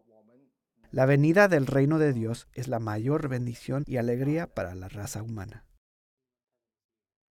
Una de las verdaderas preguntas del Nuevo Testamento es: ¿cuál es la relación entre el Evangelio y el reino de Dios? Comencemos entendiendo que el reino de Dios es el gobierno y reinado de Dios en los corazones de los hombres y mujeres. Y ese gobierno y reinado se manifiestan en cada esfera de la vida que tocan. La manera en que llegan a ese gobierno y ese reinado es a través del mensaje del Evangelio, el Evangelion, las buenas nuevas de que Cristo ha dado su vida en la cruz por sus pecados. Y a través de ese poder transformador del Evangelio, ellos son llamados a transformar el mundo y llevar la obra de Dios del reino a cada área de su vida. Ahora que hemos visto la autoridad y la tarea profética de Jesús, veamos a los métodos usados para cumplir su ministerio. Como los profetas del Antiguo Testamento, el principal método de Jesús para cumplir su tarea profética era hablar. Es decir, hacía a la gente responsable del pacto de Dios, principalmente proclamándoles la palabra de Dios. Los acusaba de pecado, les mandaba arrepentirse y obedecer la voluntad de Dios como había sido revelada en las Escrituras. Los animaba a perseverar en fidelidad, les advertía del juicio venidero y les ofrecía bendiciones a aquellos que eran fieles. Decía parábolas, predecía el futuro, oraba e intercedía por el pueblo de Dios. Interesantemente, algo que Jesús no hizo fue escribir sus enseñanzas para nosotros en las Escrituras. Pero, tal como los antiguos profetas del Antiguo Testamento, tenía discípulos que hacían esto por él. El Nuevo Testamento contiene 4 evangelios: Mateo, Marcos, Lucas y Juan, en los cuales los discípulos de Jesús registraron su ministerio profético hablado. Y como los profetas del Antiguo Testamento, Jesús también usó muchos métodos, además de hablar para conducir su ministerio profético, métodos que se basaban más en acciones especiales que en comunicación verbal. Tal vez la manera más obvia de que esto es verdad es en sus milagros. Jesús realizó más milagros que ningún otro profeta en la historia del pueblo de Dios, y las obras milagrosas de Jesús de poder testificaron su legitimidad como embajador de Dios. Demostraron la aprobación fuerte de Dios de todo lo que Jesús dijo. Como Jesús dijo en Juan capítulo 10, versículo 25, «Las obras que yo hago en nombre de mi Padre, ellas dan testimonio de mí». Jesús también realizó muchas acciones simbólicas como los profetas del Antiguo Testamento. Por ejemplo, recibió el bautizo de Juan el Bautista como un acto simbólico en Mateo capítulo 3, versículos 15 al 17. Y como los profetas del Antiguo Testamento, Jesús también se involucró en encuentros espirituales. Por ejemplo, triunfó sobre la tentación del diablo en Mateo capítulo 4, versículos 1 al 11, y Lucas capítulo 4, versículos 1 al 13, y expulsó demonios en Marcos capítulo 1, versículos 25 y 26, y capítulo 5, versículo 13. Viendo la autoridad, tareas y métodos proféticos de Jesús, podemos ver que realmente llenó su oficio de profeta. Y por eso podemos estar seguros de que todo lo que profetizó se cumplirá. Las palabras de Jesús son fidedignas y verdaderas. Y por lo tanto tenemos una obligación para escucharlas y obedecerlas. Para aquellos de nosotros que estamos en el pacto de la comunidad de Dios, la obediencia a las palabras de Jesús nos lleva a las bendiciones del pacto de Dios. mientras que nuestra desobediencia nos lleva a la disciplina. Y para aquellos que no son parte del pueblo de Dios, las palabras proféticas de Jesús son tanto una advertencia de juicio como una oferta de vida para aquellos que se arrepienten de sus pecados y lo reciben a través de la fe. Habiendo visto que Jesús llenó tanto los requisitos y la función del oficio de profeta, veamos brevemente cómo cumplió las expectativas del Antiguo Testamento para el oficio profético en el futuro. Anteriormente en esta lección, habíamos dicho que al final del Antiguo Testamento había por lo menos 3 expectativas para los profetas durante los periodos finales del reino de Dios. Que hubiera un mensajero del Señor, que hubiera un profeta final como Moisés y que hubiera una restauración de la profecía. Y como veremos, todas estas expectativas se cumplieron en la persona y ministerio de Jesús. Veamos cada una de estas expectativas en relación a Jesús, comenzando con el mensajero del Señor. El mensajero profético esperado había sido profetizado en Isaías capítulo 40, versículos 3 al 5, en donde leemos estas palabras. Voz que clama en el desierto, preparad camino a Jehová, enderezad calzada en la soledad a nuestro Dios. Todo valle sea alzado y bájese todo monte y collado, y lo torcido se enderece y lo áspero se allane. Y se manifestará la gloria de Jehová, y toda carne juntamente la verá, porque la boca de Jehová ha hablado. El profeta especial predijo aquí que se anunciaba la llegada del Señor, quien conquistaría a los enemigos y restauraría la monarquía davídica. De hecho, Jesús era tanto el Señor que vino a derrotar a sus enemigos como el rey que era el heredero del trono de David. A través de Jesús, Dios estaba cumpliendo todas las profecías acerca de los últimos días del reino de Dios. Pero ¿quién era su mensajero? ¿Cómo se estaba cumpliendo la profecía acerca del mensajero del Señor en Jesús? Era Juan el Bautista, quien anunció la venida de Jesús. Escuchemos las palabras de Juan el Bautista en el Evangelio del apóstol Juan, capítulo 1, versículo 23. Dijo: Yo soy la voz de uno que clama en el desierto, enderezad el camino del Señor, como dijo el profeta Isaías. A Juan el Bautista se le había asignado el papel de anunciar la llegada de Dios, que vendría como guerrero para conquistar a sus enemigos y bendecir a su pueblo. Y aquel a quien el mensajero anunció era Jesús. Escuchemos el relato del Evangelio de Juan capítulo 1, versículos 32 al 34. También dio Juan el Bautista testimonio diciendo: Vi al Espíritu que descendía del cielo como paloma y permaneció sobre Jesús.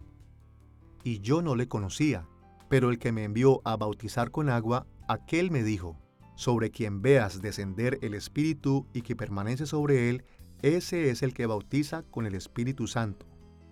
Y yo le vi, y he dado testimonio de que este es el Hijo de Dios. Juan desarrolló su misión profética al identificar a Jesús como el Hijo de Dios que había venido a traer el reino de Dios a través de la derrota de los enemigos de Dios y la restauración del trono de la casa de David. La segunda expectativa del Antiguo Testamento para la profecía futura que Jesús cumplió fue la de que habría un último profeta como Moisés. En Deuteronomio capítulo 18, versículo 15, Moisés le dijo estas palabras a Israel: Profeta de en medio de ti, de tus hermanos, como yo, te levantará Jehová tu Dios. A él oiréis. En Hechos capítulo 3, versículos 22 y 23, Pedro explícitamente enseñó que Jesús era aquel profeta como Moisés a quien el Antiguo Testamento había anticipado. Jesús realizó milagros en una escala que no había sido vista desde Moisés. Profetizó con gran conocimiento más que ninguno desde Moisés. Conoció a Dios cara a cara como Moisés. Y Jesús aseguró que todos aquellos que respondieran con fe a su enseñanza profética serían contados como guardianes perfectos del pacto y por lo tanto heredarían las bendiciones totales del reinado del pacto de Dios. Como leemos en Hebreos capítulo 3, versículos 5 y 6. Y Moisés a la verdad fue fiel en toda la casa de Dios como siervo, para testimonio de lo que se iba a decir. Pero Cristo como hijo sobre su casa, la cual casa somos nosotros, si retenemos firme hasta el fin la confianza y el gloriarnos en la esperanza. De hecho, el Nuevo Testamento enseña que Jesús no fue únicamente el más grande profeta desde Moisés, sino el más grande profeta de todos los tiempos. Hebreos capítulo 1 versículos 1 y 2 enseña que antes de Jesús, la actividad de Dios a través de sus profetas se desarrolló a lo largo de un gran periodo de tiempo e incluyó una variedad de formas y aproximaciones. Pero en estos días de la restauración del reino de Dios, Dios ha usado incluso una revelación más grande a través de su Hijo, el profeta más grande de todos.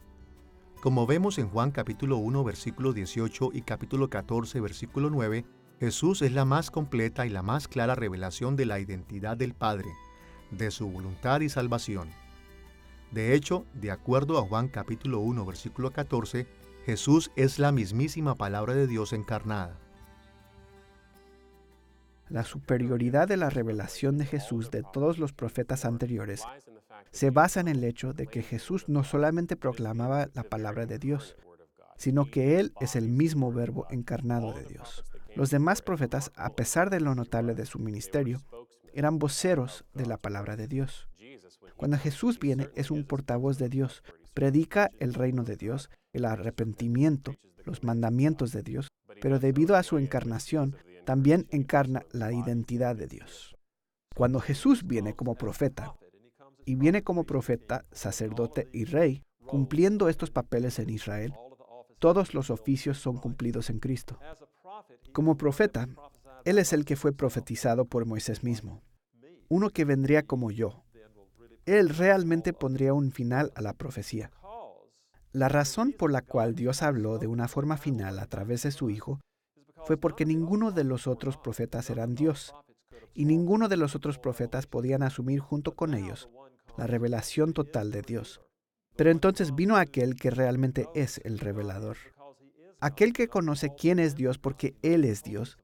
Él conoce todos los planes de Dios, conoce la santidad de Dios, sabe precisamente lo que se necesita hacer con el fin de propiciar a Dios. Así que Él carga con cada asunto que Dios tiene.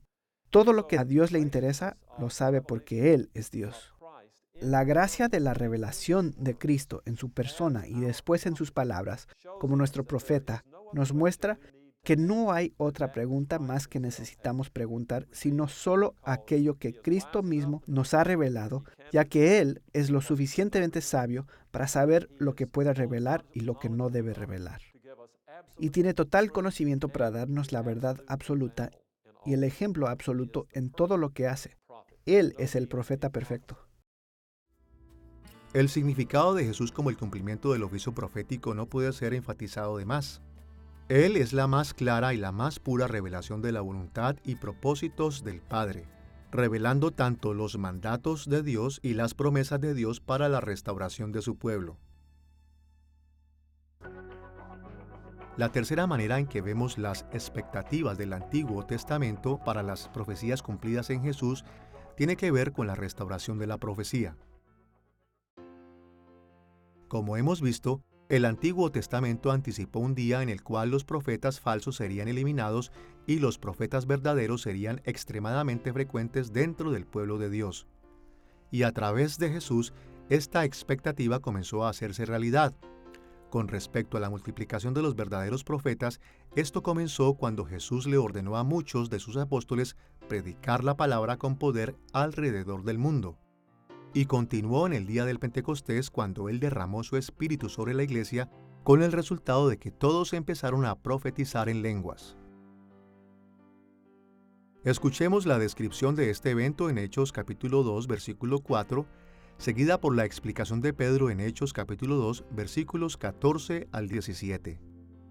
Y fueron todos llenos del Espíritu Santo y comenzaron a hablar en otras lenguas según el Espíritu les daba que hablasen. Entonces Pedro les habló diciendo: Varones judíos, y todos los que habitáis en Jerusalén, esto os sea notorio, y oíd mis palabras. Esto es lo dicho por el profeta Joel. Y en los postreros días, dice Dios, derramaré de mi espíritu sobre toda carne, y vuestros hijos y vuestras hijas profetizarán.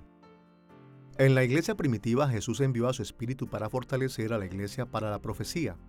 Aunque muchas iglesias modernas a menudo debaten la presencia de tal profecía, nadie puede dudar de que este fuera un ministerio poderoso y prevalente que Jesús usó para establecer su iglesia en los primeros días de su reino.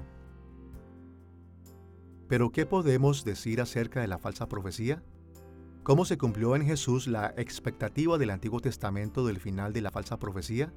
Después de todo, muchos pasajes del Nuevo Testamento identifican la falsa profecía como un problema para la iglesia que sigue sucediendo. Vemos esto en Mateo capítulo 7, versículo 15 y capítulo 24, versículos 11 y 24. Segunda de Pedro capítulo 2, versículo 1. Primera de Juan capítulo 4, versículo 1. Y otros pasajes. Bueno, la respuesta es de dos maneras. Por un lado, la profecía falsa comenzó a ser restringida por la multiplicación de los verdaderos profetas, cuyo trabajo era descubrir y condenar la profecía falsa. Escuchemos la enseñanza de Pablo sobre este asunto en 1 Corintios capítulo 14, versículo 29.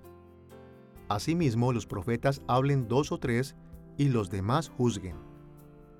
Pablo dejó claro que uno de los trabajos de los verdaderos profetas de la iglesia era sacar de raíz y censurar a los falsos profetas.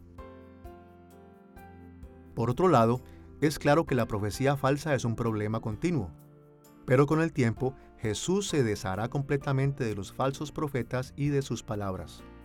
Cuando Él regrese con su juicio y consume su reino, destruirá a todos los falsos profetas finalmente e irrevocablemente. Hasta que llegue ese momento, nosotros vivimos en la tensión de saber que Jesús ha inaugurado su reino y comenzó a restringir la profecía falsa, pero que todavía no ha llevado a cabo el juicio que terminará la profecía para siempre.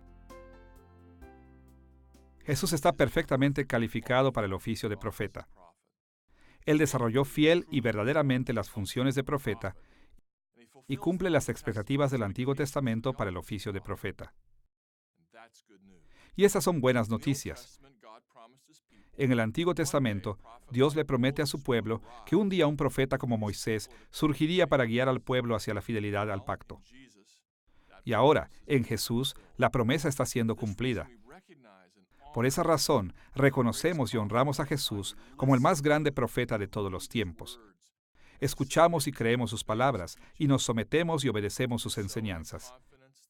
Y hacemos esto con la confianza de que su palabra profética es segura y que nos va a llevar a un gozo eterno de las bendiciones del pacto de Dios. Habiendo examinado tanto el trasfondo del Antiguo Testamento como el cumplimiento del oficio profético del Nuevo Testamento, estamos listos para ir hacia nuestro tercer tema, la aplicación moderna del trabajo profético de Jesús. Una forma conveniente de aproximarnos a la aplicación moderna del trabajo profético de Cristo puede encontrarse en el Catecismo Mayor de Westminster, respuesta número 43, que dice: Cristo desempeña el oficio de profeta, revelando a su iglesia en todas las épocas por su palabra y espíritu, y por revelaciones hechas de diversas maneras, toda la voluntad de Dios sobre todas las cosas concernientes a la edificación y salvación de su pueblo. En esta respuesta, el Catecismo resume el trabajo profético de Cristo en términos de su revelación a la Iglesia, y menciona por lo menos dos aspectos de la obra reveladora de Cristo. Primero, habla de la revelación de Cristo específicamente en todas las épocas por su palabra y espíritu y por revelaciones hechas de diversas maneras. Y segundo, identifica el contenido de la revelación profética de Cristo, a saber, toda la voluntad de Dios sobre todas las cosas concernientes a la edificación y salvación de su pueblo. Como el resumen ofrecido por el Catecismo Mayor de Westminster es tan útil, lo usaremos como modelo para nuestra propia aplicación moderna del trabajo profético de Jesús. Primero, consideraremos la extensión de la revelación profética que recibimos de Cristo y sus implicaciones para nuestras vidas. Y segundo, nos enfocaremos en el contenido de la revelación profética que recibimos de Cristo y las obligaciones que pone sobre nosotros. Reflexionemos primero en la extensión de la revelación que recibimos de nuestro profeta Cristo. Cuando el Catecismo dice que Cristo provee la revelación de su Iglesia en todas las épocas por su palabra y espíritu y por revelaciones hechas de diversas maneras, afirma la verdad bíblica de que Cristo es el que nos habla a nosotros a través de todas las Escrituras y la profecía verdadera. Jesús habló muchas palabras proféticas, pero también envió a su Espíritu Santo para inspirar a los profetas verdaderos anteriores y posteriores, quienes llevaron sus propios ministerios de varias maneras. Y lo más importante de inferir de este proceso es que toda la Biblia, tanto el Antiguo como el Nuevo Testamento, es la palabra profética de Cristo a la Iglesia. Ahora bien, parecerá extraño pensar que toda la Biblia es la palabra de Cristo. Después de todo, Jesús no escribió ningún libro de las Escrituras. E incluso en los Evangelios, además de algunas de las cosas que dijo, no hay muchas cosas. Pero esta ha sido la enseñanza consistente a través de la historia de la Iglesia.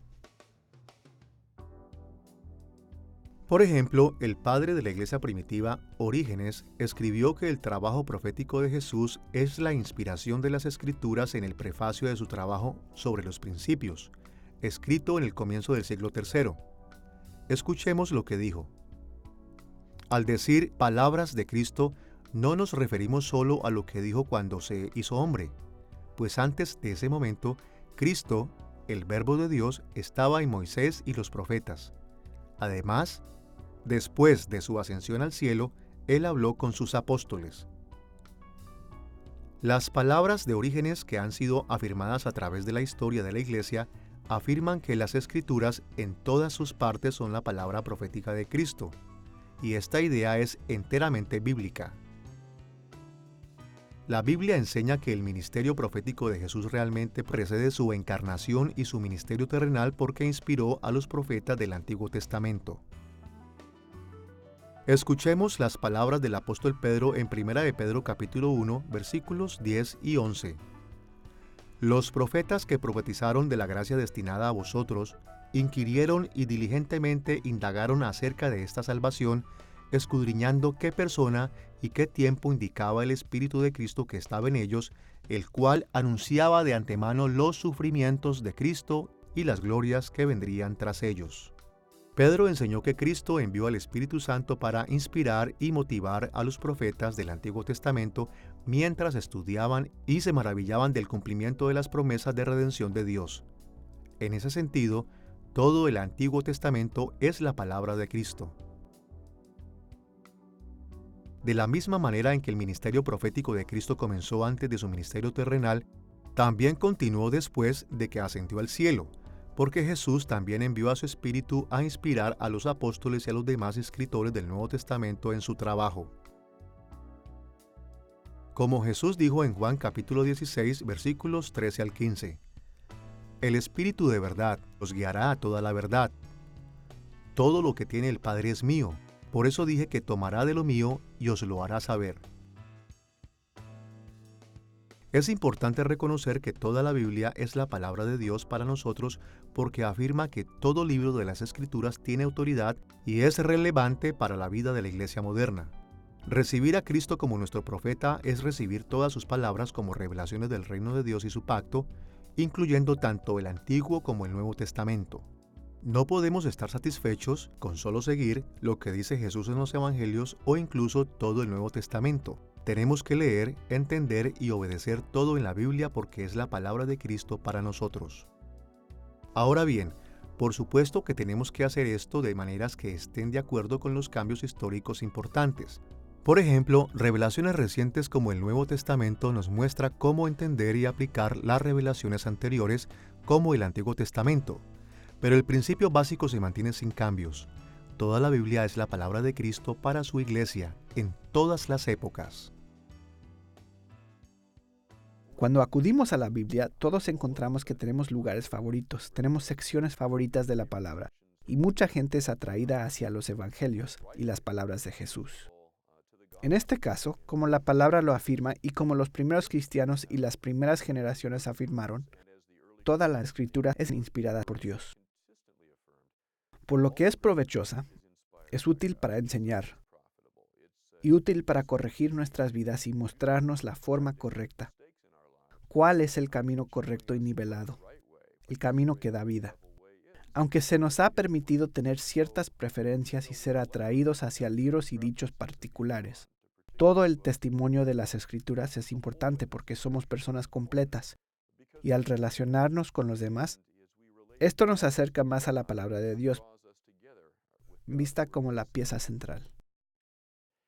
El entendimiento apropiado de Jesús como nuestro profeta, quien es el cumplimiento de la totalidad de la revelación profética. En él, todas las promesas de Dios se han cumplido. Significa que la revelación del Antiguo Testamento también es su palabra. Los mensajes del Evangelio en los cuales Él habla directamente son sus palabras.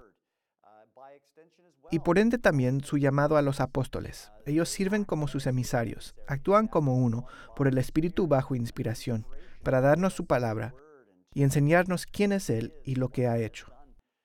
De modo que sea el Antiguo Testamento, sean los Evangelios, sean las epístolas, la Biblia entera es para nosotros y para nuestra instrucción. Es la palabra de Dios que nos es dada para leer y seguir completamente a la luz de la venida de Jesucristo y todo lo que Él ha hecho por nosotros. Con este entendimiento de la extensión de la revelación profética de Cristo en mente, reflexionemos en el contenido de la revelación profética que recibimos de Cristo y las obligaciones que pone sobre nuestras vidas. El Catecismo Mayor de Westminster resume el contenido de las Escrituras diciendo que Cristo le reveló proféticamente a su Iglesia toda la voluntad de Dios sobre todas las cosas concernientes a la edificación y la salvación de su pueblo. Ahora bien, en un sentido, esta es una afirmación muy amplia que afirma que las Escrituras son suficientes. Pero cuando las vemos en el trasfondo específico del oficio de profeta de Cristo, nos ayuda a ver que la Biblia completa fue entregada a nosotros por Cristo, el jefe de los emisarios del pacto de Dios, para que nos instruyera acerca de los términos de su pacto, y para motivarnos a evitar sus maldiciones y a buscar sus bendiciones a través de la obediencia fiel. La voluntad de Dios, entonces, como los términos de su pacto y su aplicación para nuestras vidas. Y nuestra edificación es nuestro entendimiento apropiado de los términos de ese pacto, mientras que nuestra salvación consiste en las bendiciones del pacto. La Biblia entera es la palabra del pacto de Dios con su pueblo. Y como Cristo es Dios, la Biblia entera es también su palabra. Por ejemplo, Jesús frecuentemente afirmó la validez perpetua del Antiguo Testamento. Y cerca del final de su ministerio, prometió enviar al Espíritu Santo a sus apóstoles originales para que pudieran escribir y autorizar escrituras adicionales, las cuales tenemos ahora en el Nuevo Testamento. Jesús también le enseñó a sus seguidores cómo aplicar las estipulaciones del pacto de Dios en su propia época, y les motivó a obedecer la voluntad de Dios para que recibieran las bendiciones del pacto y evadieran el juicio divino. Como Pablo escribió más tarde, todas las Escrituras han sido dadas a la Iglesia para equiparnos, para servir y obedecer a nuestro Señor. En línea con estas ideas, nos enfocaremos en dos aspectos del contenido de la revelación profética en las Escrituras. Primero, describiremos cómo un entendimiento profético de su oficio de profeta puede ayudarnos a interpretar todas las Escrituras para que seamos edificados con respecto a la voluntad de Dios.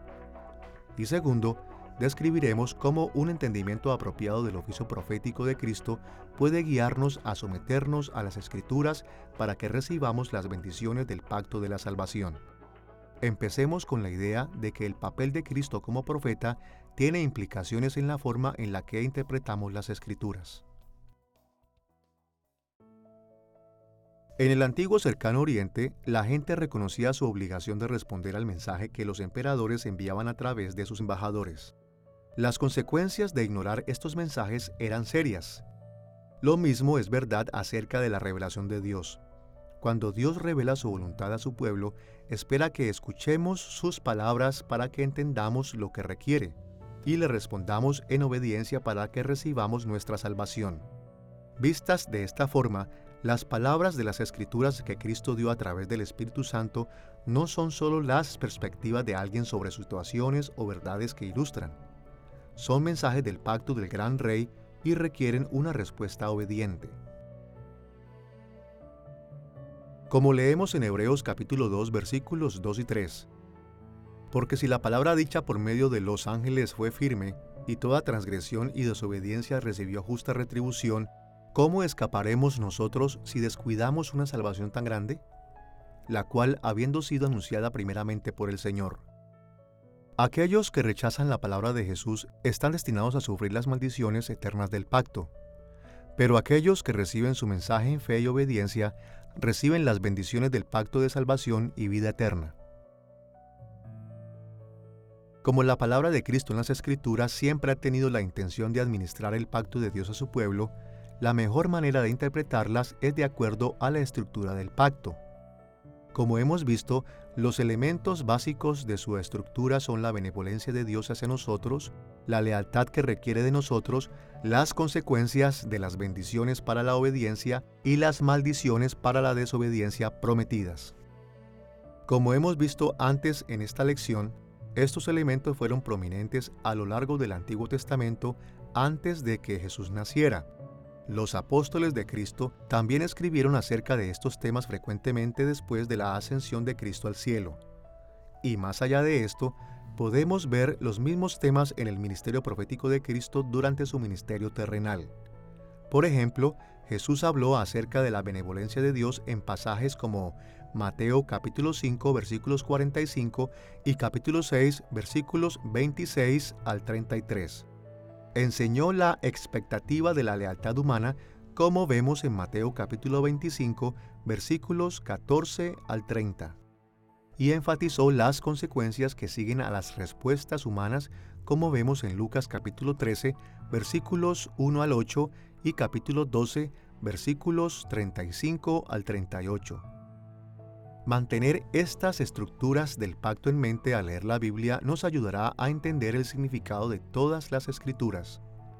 Sea que estemos leyendo narrativas históricas, o poesía, o literatura de sabiduría, o epístolas, o trabajos de profecía, siempre debemos hacernos preguntas como: ¿cómo revela este pasaje la benevolencia de Dios hacia su pueblo? ¿Cómo revela la lealtad que requiere su pueblo? ¿Qué dice acerca de las maldiciones que vienen sobre aquellos que rehúsan ser fieles? ¿Qué bendiciones nos ofrece para aquellos que escuchamos y obedecemos? Todo lo que las Escrituras enseñan se relaciona con la benevolencia de Dios, su favor y su ayuda. A los requisitos y las leyes que espera que nosotros cumplamos por lealtad a Él, y a las consecuentes recompensas por la obediencia y castigos por la desobediencia. Los seguidores de Cristo enfrentan un sinnúmero de preguntas y decisiones en el mundo moderno. Cada día tomamos decisiones acerca de nosotros mismos, de la familia, de nuestro trabajo, de nuestras relaciones, de nuestras iglesias e incluso de la política nacional. El hecho es que la palabra profética que Cristo nos da toma en cuenta todos estos temas y más. El pacto de Dios cubre cada aspecto de nuestras vidas. Y cuando entendemos que Cristo nos ha dado su palabra como una forma de vivir en obediencia con Dios dentro de este pacto, estamos más preparados para entender esa palabra y para vivir de maneras que honren a Dios y nos lleven a sus bendiciones. Habiendo entendido cómo el papel de Cristo como profeta nos puede ayudar a interpretar las Escrituras, consideremos las maneras en que nos puede ayudar a someternos a las Escrituras para que podamos recibir las bendiciones del pacto de la salvación. Hay muchas maneras en que podemos resumir nuestra obligación a someternos a la voluntad revelada de Dios en las Escrituras, y veremos varias de ellas a través de esta serie. Pero en esta lección queremos verlas desde la perspectiva del oficio de Cristo como profeta. Nos enfocaremos en dos ideas que los profetas normalmente enfatizan: el arrepentimiento del pecado para evadir las maldiciones del pacto y la fe en Dios para obtener las bendiciones del pacto. Veamos primero el arrepentimiento. Como recordaremos, una de las primeras funciones de los profetas en el Antiguo Testamento era amenazar con las maldiciones del pacto para llevar a los pecadores al arrepentimiento. Y esto también es parte del ministerio de Jesús en el Nuevo Testamento. Escuchemos cómo Mateo resumió la predicación de Jesús en Mateo capítulo 4, versículo 17. Desde entonces comenzó Jesús a predicar y a decir: arrepentíos, porque el reino de los cielos se ha acercado. De hecho, este tema puede ser encontrado a lo largo del Antiguo y Nuevo Testamento. Es uno de los más comunes en todas las Escrituras. Y como cada pedacito de las Escrituras revela la voluntad de Dios hacia nosotros, el arrepentimiento de aquellas fallas en nuestra manera de vivir, de acuerdo a su lealtad, es aplicar legítimamente todo el texto. Como todos sabemos, el arrepentimiento es el acto de alejarnos de la rebelión en contra de Dios y someternos a su voluntad. Nos alejamos de nuestro pecado y en el mismo movimiento regresamos hacia Dios en fe. El arrepentimiento inicial toma lugar cuando los hombres y mujeres vienen a Cristo en fe salvadora. Escuchamos la palabra del Evangelio y nos arrepentimos de nuestros pecados, pero también es verdad que el arrepentimiento debe ocurrir a lo largo de la vida cristiana. El reformador protestante Martín Lutero captó esta idea en la primera de sus famosas 95 tesis escrita en el año 1517 después de Cristo. Escuchemos lo que dijo. Cuando nuestro Señor y amo Jesucristo dijo, «Arrepintaos», quiso que la vida entera de los creyentes fuese de arrepentimiento. Lutero reconoció que los seres humanos caídos constantemente pecamos y por lo tanto incluso los creyentes necesitamos hacer del arrepentimiento una práctica diaria. Una forma de animar el arrepentimiento es seguir el modelo de Jesús y los profetas del Antiguo Testamento, proclamando los términos del pacto de Dios. Cuando le decimos a los no creyentes lo que Dios requiere, podemos exhortarlos a abandonar sus pecados para escapar el juicio de las maldiciones de Dios. Y cuando los creyentes escuchamos la palabra de Dios y descubrimos nuestros propios errores, también necesitamos arrepentirnos. Claro está que los verdaderos creyentes no necesitamos preocuparnos nunca por caer en las maldiciones eternas de Dios. Jesús se aseguró de ello cuando murió en la cruz por nosotros. Pero sigue siendo verdad que Dios a veces nos disciplina de maneras que se parecen a sus maldiciones del pacto, como vemos en pasajes como Hebreos capítulo 12, versículos 5 al 11. Al animar y practicar el arrepentimiento en nuestras vidas diarias, los creyentes honramos el trabajo profético de Cristo y seguimos las bendiciones del pacto de Dios. Pero al hacer esto, es importante reconocer que el arrepentimiento cristiano no se trata de sumirse en desesperación por nuestro pecado. Mientras que el admitir la culpa puede traer pena, no está diseñada para llevarnos hacia la desesperación. En vez de eso, está diseñada para restaurar nuestra relación con Dios y nuestro gozo en Él. Como leemos en 2 Corintios capítulo 7, versículo 10. La tristeza que es según Dios produce arrepentimiento para salvación, de que no hay que arrepentirse, pero la tristeza del mundo produce muerte. Cada cristiano está llamado a seguir el estilo de vida de arrepentimiento, confesar nuestros pecados, estar limpios delante del Señor. Jesús dice que necesitamos tomar nuestra cruz diariamente, señal de que estamos destinados a sufrir y a ir por el camino de la cruz, morir a nuestros pecados buscando el perdón de Dios. Cuando alguien viene al Señor por primera vez y se confiesa, es una nueva persona que ha sido purificada. Es una verdad a la que tenemos que aferrarnos. Todos nos ensuciamos diariamente y si queremos seguir limpios necesitamos regresar a ser lavados para ser renovados. El Antiguo Testamento dice que hay grandes bendiciones para quienes se arrepienten y se vuelven al Señor, quienes no están ansiando la iniquidad o escondiéndola en el corazón. Y el Salmo 32, bienaventurado aquel cuya transgresión ha sido perdonada, a quien Jehová no culpa de iniquidad. Vemos gran gozo en ese salmo, por aquel que encuentra perdón. Esta es una experiencia que los cristianos podemos tener día a día. El gozo de los pecados perdonados, el arrepentimiento que nos conduce a una nueva vida. Habiendo entendido el arrepentimiento del pecado, veamos el tema de la fe en Dios. Jesús y otros profetas bíblicos animaron la fe continua en Dios y la obediencia de su pacto para que sus audiencias recibieran las bendiciones de Dios. Y este principio también se aplica a los cristianos modernos. Si esperamos recibir las bendiciones de la salvación cuando su reino venga en su totalidad, es importante perseverar en la fe y demostrar nuestra fe obedeciendo el pacto de Dios. Vemos esto en muchos lugares a lo largo del Antiguo y Nuevo Testamento, como en Efesios capítulo 2, versículos 8 al 10, Segunda de Tesalonicenses capítulo 1, versículos 4 al 12, Hebreos capítulo 12, versículos 1 al 11, y Santiago capítulo 2, versículos 14 al 18. Mencionemos uno de los ejemplos. Escuchemos las palabras de Primera de Juan capítulo 5, versículos 3 y 4. Pues este es el amor a Dios, que guardemos sus mandamientos. Y sus mandamientos no son gravosos, porque todo lo que es nacido de Dios vence al mundo. Y esta es la victoria que ha vencido al mundo, nuestra fe. Como Juan enseñó aquí, la fe cristiana verdadera persevera, tanto en su compromiso con Dios como en su expresión en la obediencia a los mandatos de Dios.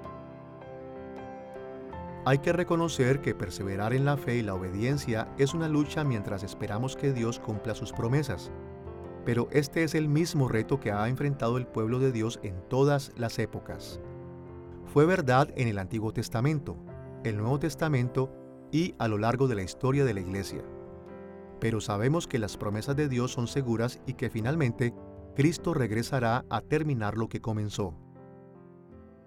Pablo es muy claro en sus cartas acerca de nuestra motivación para la fidelidad en Cristo. Esta consiste en recordar lo que Cristo ha hecho por nosotros, recordar nuestra salvación. Es la motivación más básica, pero también las Escrituras nos informan de otras. Primero, son muy honestas. Vendrá un día de juicio. Tendremos que responder por cada palabra ociosa, cada obra ociosa. Esto tiene que ser una motivación a la fidelidad. Encontraremos nuestro más grande gozo en nuestra obediencia más profunda. ¿Quién no querría ese gozo? ¿Por qué nos privaríamos de eso sabiendo que nuestra motivación no es solo para evadir el castigo y el juicio de Dios, sino para recibir las bendiciones que Dios nos da a través de la obediencia? Las Escrituras también son claras acerca de algo más. Vivimos en un mundo que observa nuestra credibilidad y nuestro testimonio cristiano. Tiene que ver mucho con lo que el mundo puede ver si vivimos fieles a Cristo. Eso aumenta las expectativas y nos recuerda que tenemos múltiples motivaciones para la fidelidad en Cristo. Un día nuestra fe será totalmente justificada cuando Jesús regrese y recibamos las bendiciones totales que Él ha profetizado. El arrepentimiento será una cosa del pasado y nuestra fe será recompensada. En ese momento, viviremos todos en el reino cumplido y perfecto de Dios en la tierra, disfrutando todas las bendiciones de su pacto. Pero hasta entonces, nuestras vidas en el pacto con Dios tienen que estar caracterizadas por el arrepentimiento del pecado y por perseverar en la fe. Y al vivir fieles a nuestro Señor, nuestra disciplina en ese momento será más ligera y nuestras bendiciones futuras se incrementarán. En esta lección, hemos visto cómo Jesús de Nazaret cumple y lleva a cabo el oficio de profeta. Hemos considerado el trasfondo del Antiguo Testamento al oficio de profeta. Hemos visto el cumplimiento de este oficio en Jesús, notando que Él cumple los requisitos para el oficio, desarrolla las funciones del oficio y nos trae el cumplimiento de todas las expectativas del Antiguo Testamento para el oficio. Hemos explorado la aplicación moderna de estas ideas, enfocándonos en la extensión y contenido de la revelación profética de Cristo en las Escrituras. Comprender el oficio de Cristo como profeta es extremadamente útil para todo creyente. Nos ayuda a orientarnos en el reino de Dios y sus propósitos. Nos enseña a escuchar y a someternos a las enseñanzas de Jesús a lo largo de la Biblia. Nos da un marco de referencia para entender su revelación para nosotros. Y nos asegura que Dios ciertamente cumplirá todas las profecías de Jesús concernientes a su regreso y a nuestra eterna salvación.